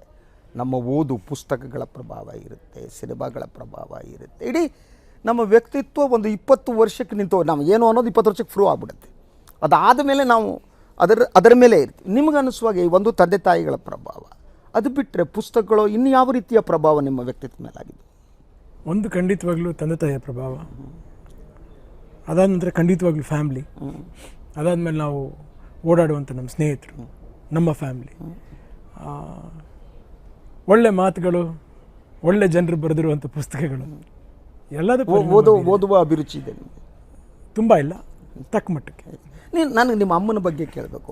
ಯಾಕಂದರೆ ನಿಮ್ಮ ಅಮ್ಮ ಏನಾದರೂ ಚಿತ್ರರಂಗ ಪ್ರವೇಶ ಮಾಡದೇ ಇದ್ದರೆ ನೀವು ರಾಜ್ಕುಮಾರ್ ಫ್ಯಾಮಿಲಿ ಎಲ್ಲಿರ್ತೋ ಗೊತ್ತಿಲ್ಲ. ಯಾಕಂದರೆ ಅಲ್ಲಿವರೆಗೆ ಅವ್ರು ಶೋಷಣೆ ಆಗಿಬಿಟ್ಟಿತ್ತು. ಹೌದು, ಎಲ್ಲರೂ ಬಂದ್ಬಿಟ್ಟು ದುಡ್ಡೇ ಬರ್ತಿರಲಿಲ್ಲ, ಸಿನಿಮಾ ದುಡ್ಡೇ ಬರ್ತಿರಲಿಲ್ಲ ಅಂತ ಹೇಳ್ಬಿಡ್ತಾರೆ. ಹೌದಾ, ಅನ್ನದಾತ್ರ ಚೆನ್ನಾಗಿರ್ಬೇಕು ಅಂತಿದ್ರು ರಾಜ್ಕುಮಾರ್. ಎಸ್, ಇಡೀ ಕುಟುಂಬವನ್ನು ಮಾತ್ರ ಕಟ್ಟಿಲ್ಲ, ಕನ್ನಡ ಚಿತ್ರರಂಗವನ್ನು ಕಟ್ಟಿದ್ರು. ಸೊ ಅಮ್ಮ ಅಂದ ತಕ್ಷಣ ನಿಮಗೆ ಏನು ಅನಿಸುತ್ತೆ, ಏನಂತ?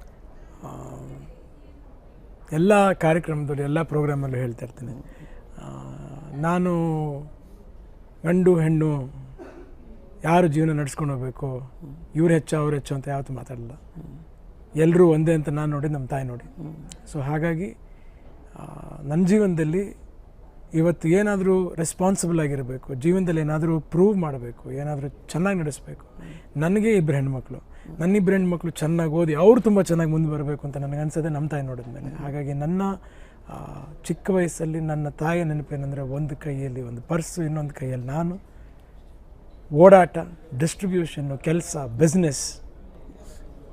ಯಾಕೆಂದರೆ ನನಗೆ ಗೊತ್ತಿರುವಾಗ ನನಗಿದೊಂದು ದೊಡ್ಡ ಸ್ಫೂರ್ತಿ. ಆ್ಯಂಡ್ ಯಾರಿಗೂ ಹೆದರ್ತಿರ್ಲಿಲ್ಲ, ಯಾರ ಬಗ್ಗೆ ಯೋಚನೆ ಮಾಡ್ತಿರ್ಲಿಲ್ಲ. ನನ್ನ ಗುರಿ ಮುಖ್ಯ, ನನ್ನ ರಾಜ್ಕುಮಾರ್ ಮುಖ್ಯ ಅಂತಾನೆ ಹೇಳ್ಕೊಂಡು ಹೋಗ್ತಾ ಇದ್ರು. ಎಸ್, ಯಾವತ್ತಾರು ಅವ್ರು ಯಾರ ಬಗ್ಗೆನೂ ಬೇಸರ ಮಾಡ್ಕೊಂಡಿದ್ದಿತ್ತ?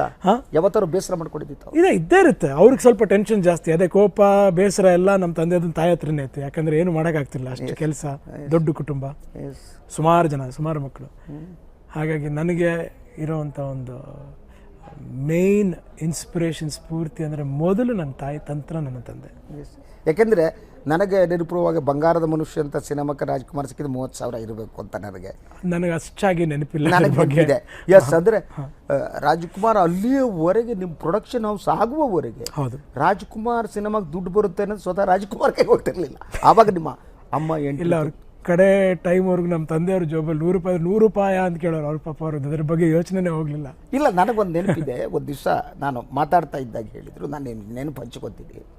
ನನ್ನ ಹತ್ರ ಕೇಳಿದ್ರು ಅವರು, ನೀವು ದಿನಕ್ಕೆ ಎಷ್ಟು ಬೀಡ ಹಾಕ್ತೀರಿ ಅಂತ. ನಾನು ಹೇಳಿದೆ, ಒಂದು 8-10 ಬೀಡ ತಿಂತೀನಿ ಅಂತ. ನೋಡಿ, ನೀವು ಎಷ್ಟು ಪುಣ್ಯವಂತರು, ಹೋಗಿ ಎಲ್ಲಿ ಬೇಕಾದರೂ ನಿಂತ್ಕೋಬಹುದು ಅಂತ. ಹೌದು ಸರ್, ನಿಮ್ಮ ಕಿಸೆಯಲ್ಲಿ ಯಾವಳು ದುಡ್ಡು ಇರುತ್ತಾ ಅಂತ. ಇರುತ್ತಲ್ಲ ಸರ್, ₹5 ₹10 ಇಟ್ಕೊಂಡಿರ್ತೀನಿ ಅಂತ.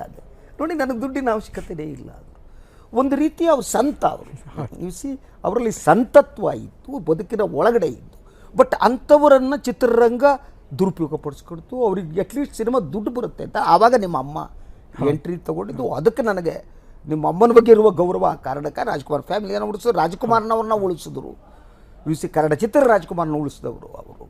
ಸೊ ನಿಮ್ಮ ಅಮ್ಮನ ನೆನಪುಗಳು ಯಾವುದಾದ್ರೂ ನಮ್ಮ ವೀಕ್ಷಕರ ಜೊತೆ ಹಂಚ್ಕೋಬೋದು? ಇಲ್ಲ, ಎಲ್ಲ ರೀತಿಯಲ್ಲೂ ಅಷ್ಟೇ. ಅಂದರೆ ಅವರು ಫೇಸ್ ಮಾಡ್ತಿದ್ದಂಥ ಚಾಲೆಂಜ್, ನನ್ನ ಶಿವಣ್ಣ ಅವ್ರನ್ನ ಇಂಟ್ರೊಡ್ಯೂಸ್ ಮಾಡೋದಾಗಿರ್ಬೋದು, ರಾಘಣ್ಣ ಅವ್ರನ್ನ ಸಿನಿಮಾಗೆ ತಂದಾಗಿರ್ಬೋದು, ನನ್ನ ಸಿನಿಮಾ ತರೋ ಟೈಮಲ್ಲಿರ್ಬೋದು, ಅವರ ಅನುಭವಗಳು, ಅವರು ನಮ್ಮ ಕುಟುಂಬದಲ್ಲಿ ಎಲ್ಲರನ್ನು ಬೆಳೆಸಿದಂಥ ರೀತಿ, ಎಷ್ಟು ಜನಕ್ಕೆ ಓದು ಬರಹ ಕೊಡಿಸೋದಿರ್ಬೋದು, ಫ್ಯಾಮ್ಲಿಗಳನ್ನ ಸೆಟ್ ಮಾಡಿದಿರ್ಬೋದು, ಅದನ್ನಂತ ನೋಡಿದ್ರೆ ಬಹುದೊಡ್ಡ ಅಚೀವ್ಮೆಂಟ್ಸ್. ಅದೇ ಹೇಳ್ತಾ ಇದ್ದಾರೆ ಅಷ್ಟೇ. ಅದಕ್ಕೆ ನಾನು ಹೇಳ್ತಾ ಇದ್ದೆ, ನನ್ನ ನೋಡ್ಬಿಟ್ಟು ಯಾವಾಗಲೂ ಅನ್ನೋರು ಚಿಕ್ಕ ವಯಸ್ಸಲ್ಲಿ ಕಾಸ್ಟ್ಲಿ ಮಗ, ನನ್ನ ಮಗ ಇವನು ಅಂತ.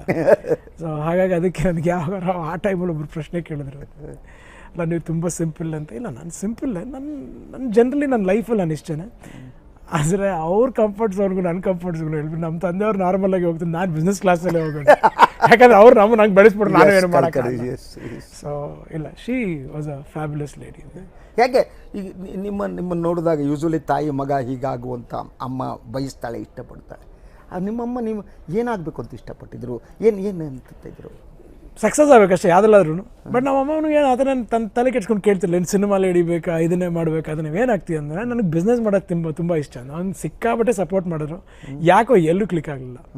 ನಾನು ಬದುಕಿನಲ್ಲಿ ಯಾರು ಎಲ್ಲಿ ಕ್ಲಿಕ್ ಆಗ್ತಾರೆ ಅದು ಯಾರು ಹೇಳೋದಕ್ಕೆ ಸಾಧ್ಯನೇ ಇಲ್ಲ.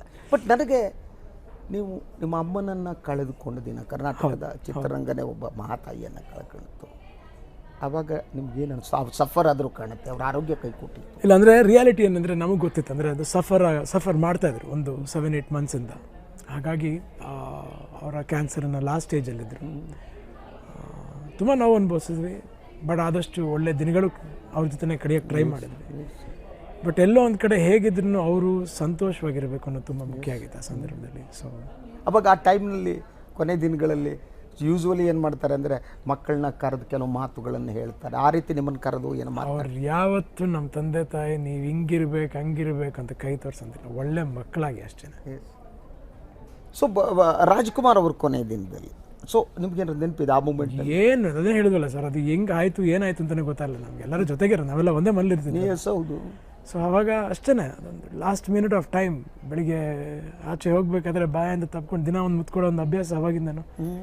ಅಷ್ಟೇ, ತಿರ್ಗಿ ವಾಪಸ್ ಬಂದು ಅವರಿರಲಿಲ್ಲ, ಮಲಗಿದಂಗೆ ಹೋಗ್ಬಿಟ್ಟಿದ್ರು. ಸೊ ನನಗೆ ಇನ್ನೊಂದು ಕುತೂಹಲ ಇದೆ, ರಾಜ್ಕುಮಾರ್ ಹೆಸರಿನಲ್ಲಿ ಕರ್ನಾಟಕದಲ್ಲಿ ಏನೋ ಆಗಬೇಕು ಅಂತ. ನಾನು that is what I believe. ನಾನು ಪರ್ಸನಲ್ ತೆಗೆದು ಬಟ್ ನಾನು ತುಂಬ ಹೆಮ್ಮೆಯಿಂದ, ತುಂಬ ಪ್ರೀತಿಯಿಂದ, ತುಂಬ ಮನದಾಳದ ಮಾತುಗಳಿಂದ ಹೇಳಬೇಕು ಅಂದರೆ, ಇವತ್ತಿಗೂ ಯಾವುದೇ ಕಾರ್ಯಕ್ರಮ ಇರಲಿ, ಯಾವುದೇ ಜಾಗ ಇರಲಿ, ಇವತ್ತಿನ ಜನ್ರೇಷನ್ ಚಿಕ್ಕ ಮಕ್ಕಳು ಕೂಡ ನನ್ನ ನೋಡಿದ್ರೆ ರಾಜ್ಕುಮಾರ್ ಮಗ ಅಂತಾರೆ. ಯಾರೇನು ಮಾಡ್ತಾರೋ ಬಿಡ್ತಾರೋ, ಆದರೆ ಕರ್ನಾಟಕದಲ್ಲಿ ರಾಜ್ಕುಮಾರ್ ಅವ್ರನ್ನ ಅವರ ಅಭಿಮಾನಿಗಳು ಅವ್ರನ್ನ ಇಷ್ಟಪಡೋರು ಮನಸ್ಸಲ್ಲಿ ಆಲ್ರೆಡಿ ಇಟ್ಕೊಂಡ್ಬಿಟ್ಟಿದ್ದಾರೆ. ಯಾರು ಮಾಡಿದ್ರು ಓಕೆ, ಮಾಡ್ತಾರೆ.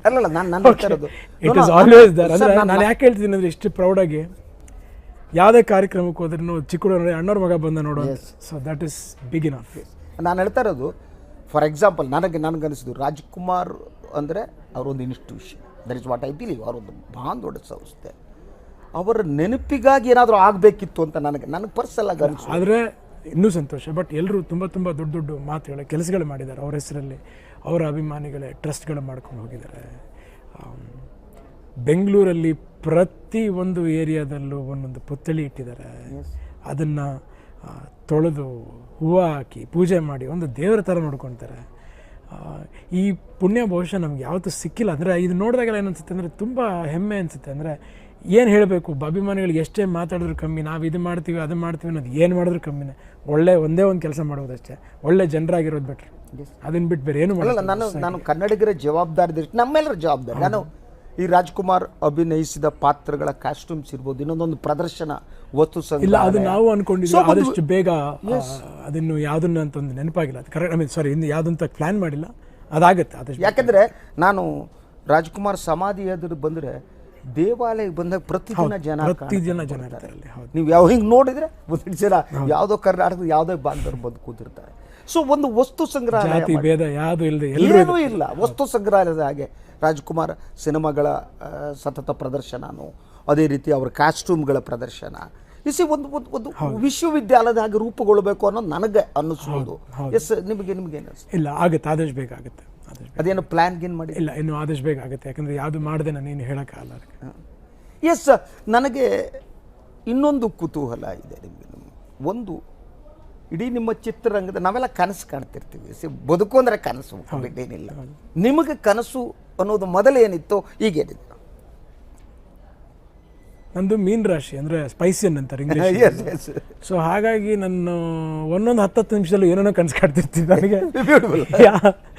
ಆ ಥರ ಆದ ಕನಸು ಅನ್ನೋದು ಯಾವುದೂ ಇಲ್ಲ. ಅಂದರೆ ಇಲ್ಲ, ಆ ಥರದ್ದು ಯಾವುದು ನಾನು ಅಷ್ಟಾಗಿ ಕನಸು ಯಾವುದೂ ಇಲ್ಲ. ಆದರೆ ಏನು ಬಂತೋ ಅದನ್ನು ಸ್ವೀಕಾರ ಮಾಡ್ತೀನಿ. ಎಸ್, ನಿಮ್ಮ ತಂದೆಯವರು ಮತ್ತೆ ನನಗೆ ಅವ್ರು ಹೇಳಿದ್ರೆ ಮಾತಾಡೋಕ್ಕಾಗ್ತಲ್ಲ. I'm sorry. ಅವ್ರಿಗೆ ಆಹಾರ ಅಂದರೆ ಭಾಳ ಇಷ್ಟ. ಅವರಷ್ಟು ತನ್ಮಯರಾಗಿ ಊಟ ಮಾಡೋವ್ರನ್ನ ನಾನು ನೋಡಿಲ್ಲ. ಫುಡ್ ಅಂದರೆ ಅಷ್ಟು ಭಾಳ ಸಂತೋಷದಿಂದ, ಗೌರವ ಭಾವದಿಂದ ಆಹಾರ ಸ್ವೀಕಾರ ಮಾಡ್ತೀನಿ. ಫುಡ್ನಲ್ಲಿ ನಿಮ್ಗೆ ಏನು ಇಷ್ಟ? ನನಗೆ ಸಿಕ್ಕಾಪಟ್ಟೆ ಇಷ್ಟ. ನನ್ನ ಮೇಯ್ನು ಎವ್ರಿಡೇ ಸೈಕಲ್ ಏನಂದರೆ ಆ ಫುಡ್ ನಾನು ಹೇಗೆ ಫೈಟ್ ಮಾಡೋದು ಅಂದರೆ ತುಂಬ ತಿನ್ನಬೇಕು ಅಂತ ಇಷ್ಟ, ತುಂಬ ಎಲ್ಲ ಥರ ಆದ ತಿಂಡಿಗಳು ತಿನ್ನಬೇಕು ಅಂತ ಇಷ್ಟ. ಡಯಟ್ ಅನ್ನೋದು ನೋಡ್ಕೊಬೇಕು, ಯಾಕಂದರೆ ಈಗಿನ ಟ್ರೆಂಡ್ ಪ್ರಕಾರ ಟ್ರಿಮ್ ಆಗಿರಬೇಕು. ಸೊ ಹಾಗಾಗಿ ನಾನು ಊಟದ ಪ್ರಿಯನೇ, ಬಟ್ ಟ್ರೈ ಮಾಡ್ತೀನಿ. ಅವರಿಗೆ ನಾನ್ ವೆಜ್ ಇಷ್ಟ ಆಯಿತು? ನಾನು ಪ್ಯೂರ್ಲಿ ನಾನ್ ವೆಜಿಟೇರಿಯನ್, ನನಗೂ ಅಷ್ಟೇ ಸಿಕ್ಕಾಪಟ್ಟೆ ನಾನ್ ವೆಜ್. ಇದರಲ್ಲಿ ಫಿಶ್ ಇಷ್ಟನೋ? ಮಟನ್ ತುಂಬ ಇಷ್ಟ. ಮಟನ್ ಇಷ್ಟ. ಓ ಬ್ಯೂಟಿಫುಲ್. ಸ್ವೀಟ್ನಲ್ಲಿ ನಾನು ತುಂಬ ಇಷ್ಟಪಡೋ ಅಂಥ ಸ್ವೀಟ್ಸ್ ಏನಂದರೆ, ನಮ್ಮ ಎಲ್ಲ ಥರ ಸ್ವೀಟ್ಗಳು ಜಾಸ್ತಿ ತಿನ್ಬಿಟ್ಟಿದ್ದೀವಲ್ಲ, ಎಲ್ಲರೂ ತಿರ್ಗಾ ಮನೆಗೆ ಬರಬೇಕು ವಾಪಸ್ಸು. ಹಾಗಾಗಿ ನಮ್ಮೂರಲ್ಲಿ ಮಾಡಿದಂಥ ಸ್ವೀಟ್ಗಳು ಅಂದರೆ ತುಂಬ ಇಷ್ಟ. ಈ ಕರ್ಜಿಕಾಯಿ, ನಂತರ ಕಜ್ಜಾಯ, ಒಬ್ಬಟ್ಟು, ಅದೆಲ್ಲ ತುಂಬ ಇಷ್ಟಪಡ್ತೀನಿ. ಬ್ಯೂಟಿಫುಲ್. ಗಸಗಸೆ ಪಾಯಸ. ಇದು ನೀವು ರಾಜ್ಕುಮಾರ್ ಅವ್ರಂತ ಪದೇ ಯೋಗ ಗೀಗ ಮಾಡ್ತಿರೋ ಅಥವಾ ಬರೀ ಜಿಮ್? ಇಲ್ಲ, ತಕ್ಕ ಮಟ್ಟಕ್ಕೆ ಅವಾಗ ಅಷ್ಟೇ. ಆ ಥರವಾದ ಯೋಗ ಎಲ್ಲ ಅಷ್ಟರ ಮಟ್ಟಕ್ಕೆ ಮಾಡಲ್ಲ, ಯಾಕಂದ್ರೆ ಅವ್ರು ಯೋಗಿಯಾಗಿ. ಹೌದು, ಅವ್ರು ತುಂಬ ಚೆನ್ನಾಗಿ ಮಾಡ್ತಾರೆ.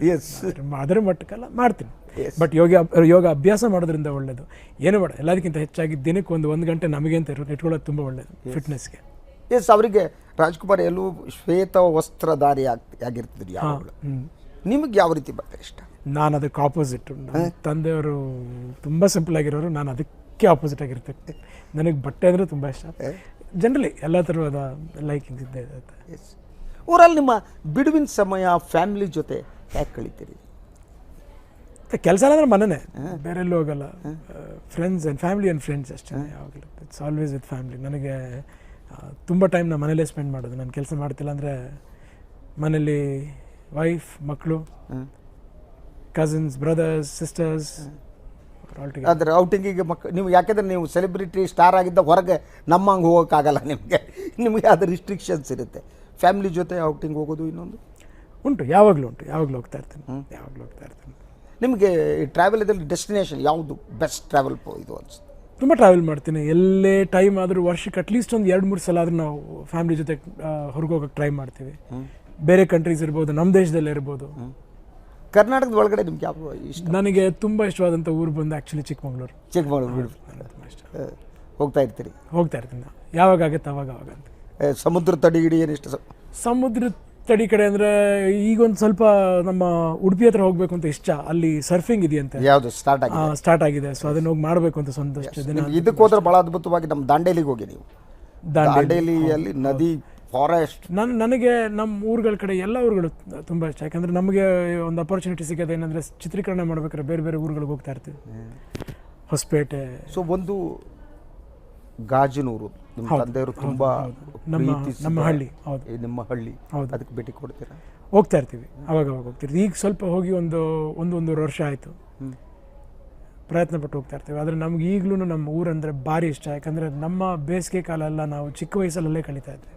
ನೀವು ಚಿಕ್ಕ ವಯಸ್ಸಲ್ಲೇ ಹೋಗ್ತಾ ಇದ್ದೀರಿ? ಹೌದು, 1-2 ತಿಂಗಳು ಹೋಗ್ತಾ ಇದ್ವಿ. ಇದು ಈಗಿನ ಪದ್ಧತಿ ಅಲ್ಲ. ನಮ್ಮ ರಾಘಣ್ಣ ಶಿವಣ್ಣವರು ಚಿಕ್ಕವರಾಗಿರ್ಬೇಕಾದ್ರೂ ಅಲ್ಲೇ ಹೋಗಿ ಕಾಲ ಕಳೀತಾ ಇದ್ರು. ತುಂಬ ಇಷ್ಟವಾದಂಥ ಊರು, ನಮ್ಮೆಲ್ರಿಗೂ ಪ್ರಾಣ. ಎಸ್ ನನಗೆ ಒಂಥರ ಆತ್ಮೀಯ ಸಂವಾದ ಇದು. ಐ ವಾಂಟ್ ದ್ಯಾಟ್ ನಿಮ್ಮ ಒಳಗೆ ಇರುವುದನ್ನು ಹೊರಗೆ ತೆಗೆದಿಡಬೇಕು ಅಂತ ನಾನು. ಆದ್ದರಿಂದ ನಿಮ್ಮ ಸಿನಿಮಾ ಬಗ್ಗೆ ಮಾತನಾಡಿದ್ರೆ ನಿಮ್ಮ ಬಗ್ಗೆ ನಾನು ಕಾನ್ಸಂಟ್ರೇಟ್ ಮಾಡಿದೆ. ಸೊ ನನಗೆ ಇನ್ನೊಂದು ಸಣ್ಣ ಕುತೂಹಲ ಇದೆ. ನಿಮಗೆ ಬೇರೆ ಭಾಷೆಗಳ ನಾವು ಕೊನೆ ಹಂತಕ್ಕೆ ಬಂದರು, 1-2 ನಿಮಿಷ ಇದೆ. ಬೇರೆ ಭಾಷೆಯ ಯಾವ ನಟರು ನಿಮಗೆ ಇಷ್ಟ ಆಗುತ್ತೆ? ಹಿಂದಿಯಲ್ಲಿ, ತೆಲುಗಿನಲ್ಲಿ? ನನಗೆ ಎಲ್ಲ ಭಾಷೆಯಲ್ಲಿ ಸುಮಾರು ಜನ ನಟರು ಇಷ್ಟ. ಅದೊಂದು ದೊಡ್ಡ ಲಿಸ್ಟೇ ಇದೆ. ನಾನು ತುಂಬ ಸಿನಿಮಾ ನೋಡ್ತೀನಿ. ನಾನು ಹಿಂದಿ, ತಮಿಳ್, ತೆಲುಗು, ಮಲಯಾಳಂ. ನಮ್ಮ ಕಂಟ್ರಿಯಲ್ಲಿ ಆದರೆ ನಮ್ಮ ದೇಶದಲ್ಲಿ, ಹೊರ ದೇಶದಲ್ಲಿರ್ಬೋದು, ನನಗೆ ಸಿಕ್ಕಾಪಟ್ಟೆ ನಟರು ಇಷ್ಟ. 1-2 ಹೋಗ್ತಾನೆ ಇರ್ತೀನಿ. ಮಲಯಾಳಂ ಅಂದರೆ ಮೋಹನ್ ಲಾಲ್ ಅವ್ರ ಜೊತೆ. ಅಫ್ಕೋರ್ಸ್ ಮಲಯಾಳಂ ಅಂದರೆ ಮೋಹನ್ ಲಾಲ್ ಅವ್ರ, ಮಮ್ಮೂಟಿ ಅಂದರೆ ಇಷ್ಟ. ತಮಿಳ್ ಅಂದರೆ ನನಗೆ ರಜನಿ ಸರ್ ಅಂದರೆ ಪ್ರಾಣ. ರಜನಿ ಸಾರು ಅಂದರೆ ತುಂಬ ಇಷ್ಟ. ಕಮಲ್ ಹಾಸನ್ ಅವರು ಇಷ್ಟ. ಈಗ ಬರುವಂಥ ಆರ್ಟಿಸ್ಟ್ಗಳಲ್ಲಿ ವಿಜಯ್ ಸೇತುಪತಿ, ವಿಜಯ್, ಸೂರ್ಯ, ವಿಕ್ರಮ್, ಅಜಿತ್ ಸರ್. ಅದೇ ರೀತಿ ತೆಲುಗಲ್ಲಿ ಅಷ್ಟೇ ನಮ್ಮ ಅಲ್ಲು ಅರ್ಜುನ್ ಅಂದರೆ ಇಷ್ಟ. ಪವನ್ ಕಲ್ಯಾಣ್ ಅವರು ಅಂದರೆ ಇಷ್ಟ. ನನ್ನ ತಮ್ಮನ ಥರ ನನ್ನ ತಾರಕ್ ಜೂನಿಯರ್ NTR ಅಂತ ಕರೀತಾರೆ, ಅವರಂದ್ರೆ ತುಂಬ ಇಷ್ಟ. ನಮ್ಮ ಅಣ್ಣನ ಥರ ಬಾಲಕೃಷ್ಣ ಅವರು ಇದ್ದಾರೆ, ಅವರಂದ್ರೂ ತುಂಬ ಇಷ್ಟ. ಅವರೆಲ್ಲ ಒಂದು ಕುಟುಂಬದ ಥರ ನನಗೆ. ಅವರಿಗೂ ಹಾಗಾಗಿ ಕೂಡ ಅವರಿಗೆಲ್ಲ ರಾಜ್ಕುಮಾರ್ ಅಂದರೆ ಆ ಮರ್ಯಾದೆ ಕರ್ನಾಟಕದಲ್ಲಿರ್ಬೋದು, ಆಂಧ್ರ ಪ್ರದೇಶದಲ್ಲಿರ್ಬೋದು, ತಮಿಳ್ನಾಡಲ್ಲಿರ್ಬೋದು, ಅಲ್ಲಿರೋ ಸಿನಿಮಾ ನಟರಿಗೆ ನಮ್ಮ ಕುಟುಂಬದ ಮೇಲೆ ಒಂದು ಪ್ರೀತಿ ವಿಶ್ವಾಸ, ಅದನ್ನು ಯಾವತ್ತೂ ಮರೆಯೋಕ್ಕಾಗಲ್ಲ. ಹಿಂದಿಯಲ್ಲಿ ಅಮೀರ್ ಖಾನ್ ಅವರಂದ್ರೆ ಇಷ್ಟ, ಅಮಿತಾಬ್ ಬಚ್ಚನ್ ಅಂದರೆ ಇಷ್ಟ, ಸಾಕಷ್ಟು ಜನ ಇದ್ದಾರೆ. ಈಗ ನಾವು ಕೊನೆಗೆ ನಿಮ್ಗನಿಸುವ ಹಾಗೆ ಕೊನೆ ಅಂತ ಕನ್ನಡ ಚಿತ್ರರಂಗವನ್ನು ಗಮನಿಸಿ, ಕನ್ನಡ ಚಿತ್ರರಂಗ ಇವತ್ತು ಕಾಂಪೀಟ್ ಮಾಡಬೇಕಾಗಿದೆ. ಬೇರೆ ನಮಗೆ ಲಿಮಿಟೆಡ್ ಆಡಿಯನ್ಸ್ ಇದೆ. ಸೊ ಕಾಂಪೀಟ್ ಮಾಡೋದಕ್ಕೆ ಇವತ್ತು ಕನ್ನಡ ಕನ್ನಡಿಗರು ಕನ್ನಡ ಸಿನಿಮಾ ಕೈ ಬಿಟ್ಟಿಲ್ಲ, ದಟ್ಸ್ ಎ ಡಿಫ್ರೆಂಟ್ ಇಶ್ಯೂ. ಹೌದು. ಬಟ್ ಇನ್ವೆಸ್ಟ್ಮೆಂಟ್ ನೀವು ಉಳಿದಷ್ಟು ಮಾಡೋದಕ್ಕಾಗಲ್ಲ. ಈ ಸ್ಥಿತಿಯಲ್ಲಿ ಕನ್ನಡ ಚಿತ್ರರಂಗ ಏನಾಗಬೇಕು ಅಂತ ಅನ್ಸುತ್ತೆ? ಕಳೆದ ಒಂದು 3-4 ವರ್ಷ ಕಂಪೇರ್ ಮಾಡಿದ್ರೆ ಈ 2 ವರ್ಷದಿಂದ ಏನು ಬರ್ತಾ ಇದೆ, ಖಂಡಿತವಾಗ್ಲೂ ನಮ್ಮ ಇಂಡಸ್ಟ್ರಿ ತುಂಬ ಚೆನ್ನಾಗಿ ಬೆಳೀತಾ ಇದೆ. ಗೊತ್ತಿಲ್ಲದೆ ಇರುವಂಥ ಬಡ್ಜೆಟ್ಗಳು ಆಚೆ ಬಂದಿದೆ. ಹಾಗಾಗಿ ನೀವು ಕಾಂಪಿಟೇಷನ್ ಅಂತ ಒಂದು ಮಾತೇನು ಹೇಳ್ಕೊಂಬಂದ್ರಿ, ಅದು ತುಂಬ ಮುಖ್ಯ, ಬೇಕಿದೆ. ಯಾಕಂದರೆ ಕರ್ನಾಟಕದಲ್ಲಿ ಕನ್ನಡಿಗರು ಮಾತ್ರ ಕನ್ನಡ ಸಿನಿಮಾ ನೋಡಬೇಕು ಅಂತ ಹೇಳ್ತಿಲ್ಲ, ಕರ್ನಾಟಕದಲ್ಲಿ ಇದ್ದವ್ರು ಎಲ್ಲರೂ ಕನ್ನಡ ಸಿನಿಮಾ ನೋಡಿ ಅಂತ ಹೇಳ್ತೀವಿ. ಖಂಡಿತವಾಗ್ಲೂ ಅದು ಆಗ್ತಾ ಬರ್ತಾ ಇದೆ. ಎಕ್ಸ್ಪೆರಿಮೆಂಟಲ್ ಪಿಕ್ಚರ್ಸ್ ಚೆನ್ನಾಗಿ ಬಿಸ್ನೆಸ್ ಮಾಡಿದೆ, ಬಿಗ್ ಬಡ್ಜೆಟ್ ಫಿಲ್ಮ್ಸ್ ಚೆನ್ನಾಗಿ ಬಿಸ್ನೆಸ್ ಮಾಡಿದೆ, ಸೂಪರ್ ಸ್ಟಾರ್ಸ್ ಹೀರೋಗಳ ಪಿಕ್ಚರ್ ಚೆನ್ನಾಗಿ ಬಿಸ್ನೆಸ್ ಮಾಡಿದೆ. ಸೊ ಹಾಗಾಗಿ ನಮ್ಮಲ್ಲಿ ಕೂಡ ಅಷ್ಟೇ, ನಾನು ಎಲ್ಲ ನಟರನ್ನು ಇಷ್ಟಪಡ್ತೀನಿ. ನನಗೆ ಶಿವಣ್ಣ ಅಂದರೆ ಅದ್ಭುತ. ನಾನು ತಮ್ಮನಾಗಿ ಅಂತಲ್ಲ, ಒಬ್ಬ ಅಭಿಮಾನಿಯಾಗಿ ನಾನು ಶಿವಣ್ಣವ್ರ ಅಭಿಮಾನಿ. ಸುದೀಪ್ ಇರ್ಬೋದು, ದರ್ಶನ್ ಇರ್ಬೋದು, ಯಶ್ ಇರ್ಬೋದು, ಈಗ ಬಂದಂಥ ನಮ್ಮ ಧ್ರುವ ಸರ್ಜಾ ಇರ್ಬೋದು, they are all doing fantastic film. ನಮ್ಮಲ್ಲೂ ಒಂದು ಬಡ್ಜೆಟ್ ಫಿಲ್ಮ್ ಅಂತ ಬರ್ತಾ ಇದೆ. ಒಂದು KGF ಇರ್ಬೋದು, ಒಂದು ಕುರುಕ್ಷೇತ್ರ ಇರ್ಬೋದು, ಅನ್ಬಿಲೀವಬಲ್ ಬಡ್ಜೆಟ್ಸ್ ನಮ್ಮಲ್ಲೂ ಓಪನ್ ಆಗ್ತಾ ಇದೆ, which is very very good. ಅದನ್ನು ನಾವು ಎಂಕರೇಜ್ ಮಾಡಬೇಕು. ಖಂಡಿತವಾಗ್ಲೂ ಮಾರ್ಕೆಟ್ ಬೆಳೀತಾರೆ. ಈಗ ನಿಮ್ಮ Anjani Putra is doing very well according to report. Next ಯಾವ ಸಿನಿಮಾ? ಸರ್ ಏನಾಗಿದೆ ಅಂದರೆ, ನಾನು ಸಿನಿಮಾ ಯಾವುದೇನೋದು ಖಂಡಿತವಾಗ್ಲೂ ಮಾರ್ಚ್-ಏಪ್ರಿಲ್ ಶುರು ಮಾಡ್ತೀವಿ. ಅದೊಂದು ಡೈಲಮಲ್ಲಿ ಈಗ ನಡೀತಾ ಇದೆ. ಆದಷ್ಟು ಬೇಗ ಆಗುತ್ತೆ ಸರ್, ಆದಷ್ಟು ಬೇಗ ಆಗುತ್ತೆ. I am thankful to you. Thank you so much. ಇವತ್ತು ಸಮಯವಿಲ್ಲದ ಇದ್ರೂ ಕೂಡ ನನ್ನ ಜೊತೆ ಸಮಯ ಕಳೆದಿದ್ದೀರಿ, ಕೆಲವು ಮಾತುಗಳನ್ನ ಕೊಟ್ಟಿದ್ದೀರಿ. ನಾನು ಸುದ್ದಿ ಟಿವಿಯ ಪರವಾಗಿ ತಮಗೆ ನಾನು ಹೃದಯಪೂರ್ವಕ ಕೃತಜ್ಞತೆ. ನಮಸ್ಕಾರ.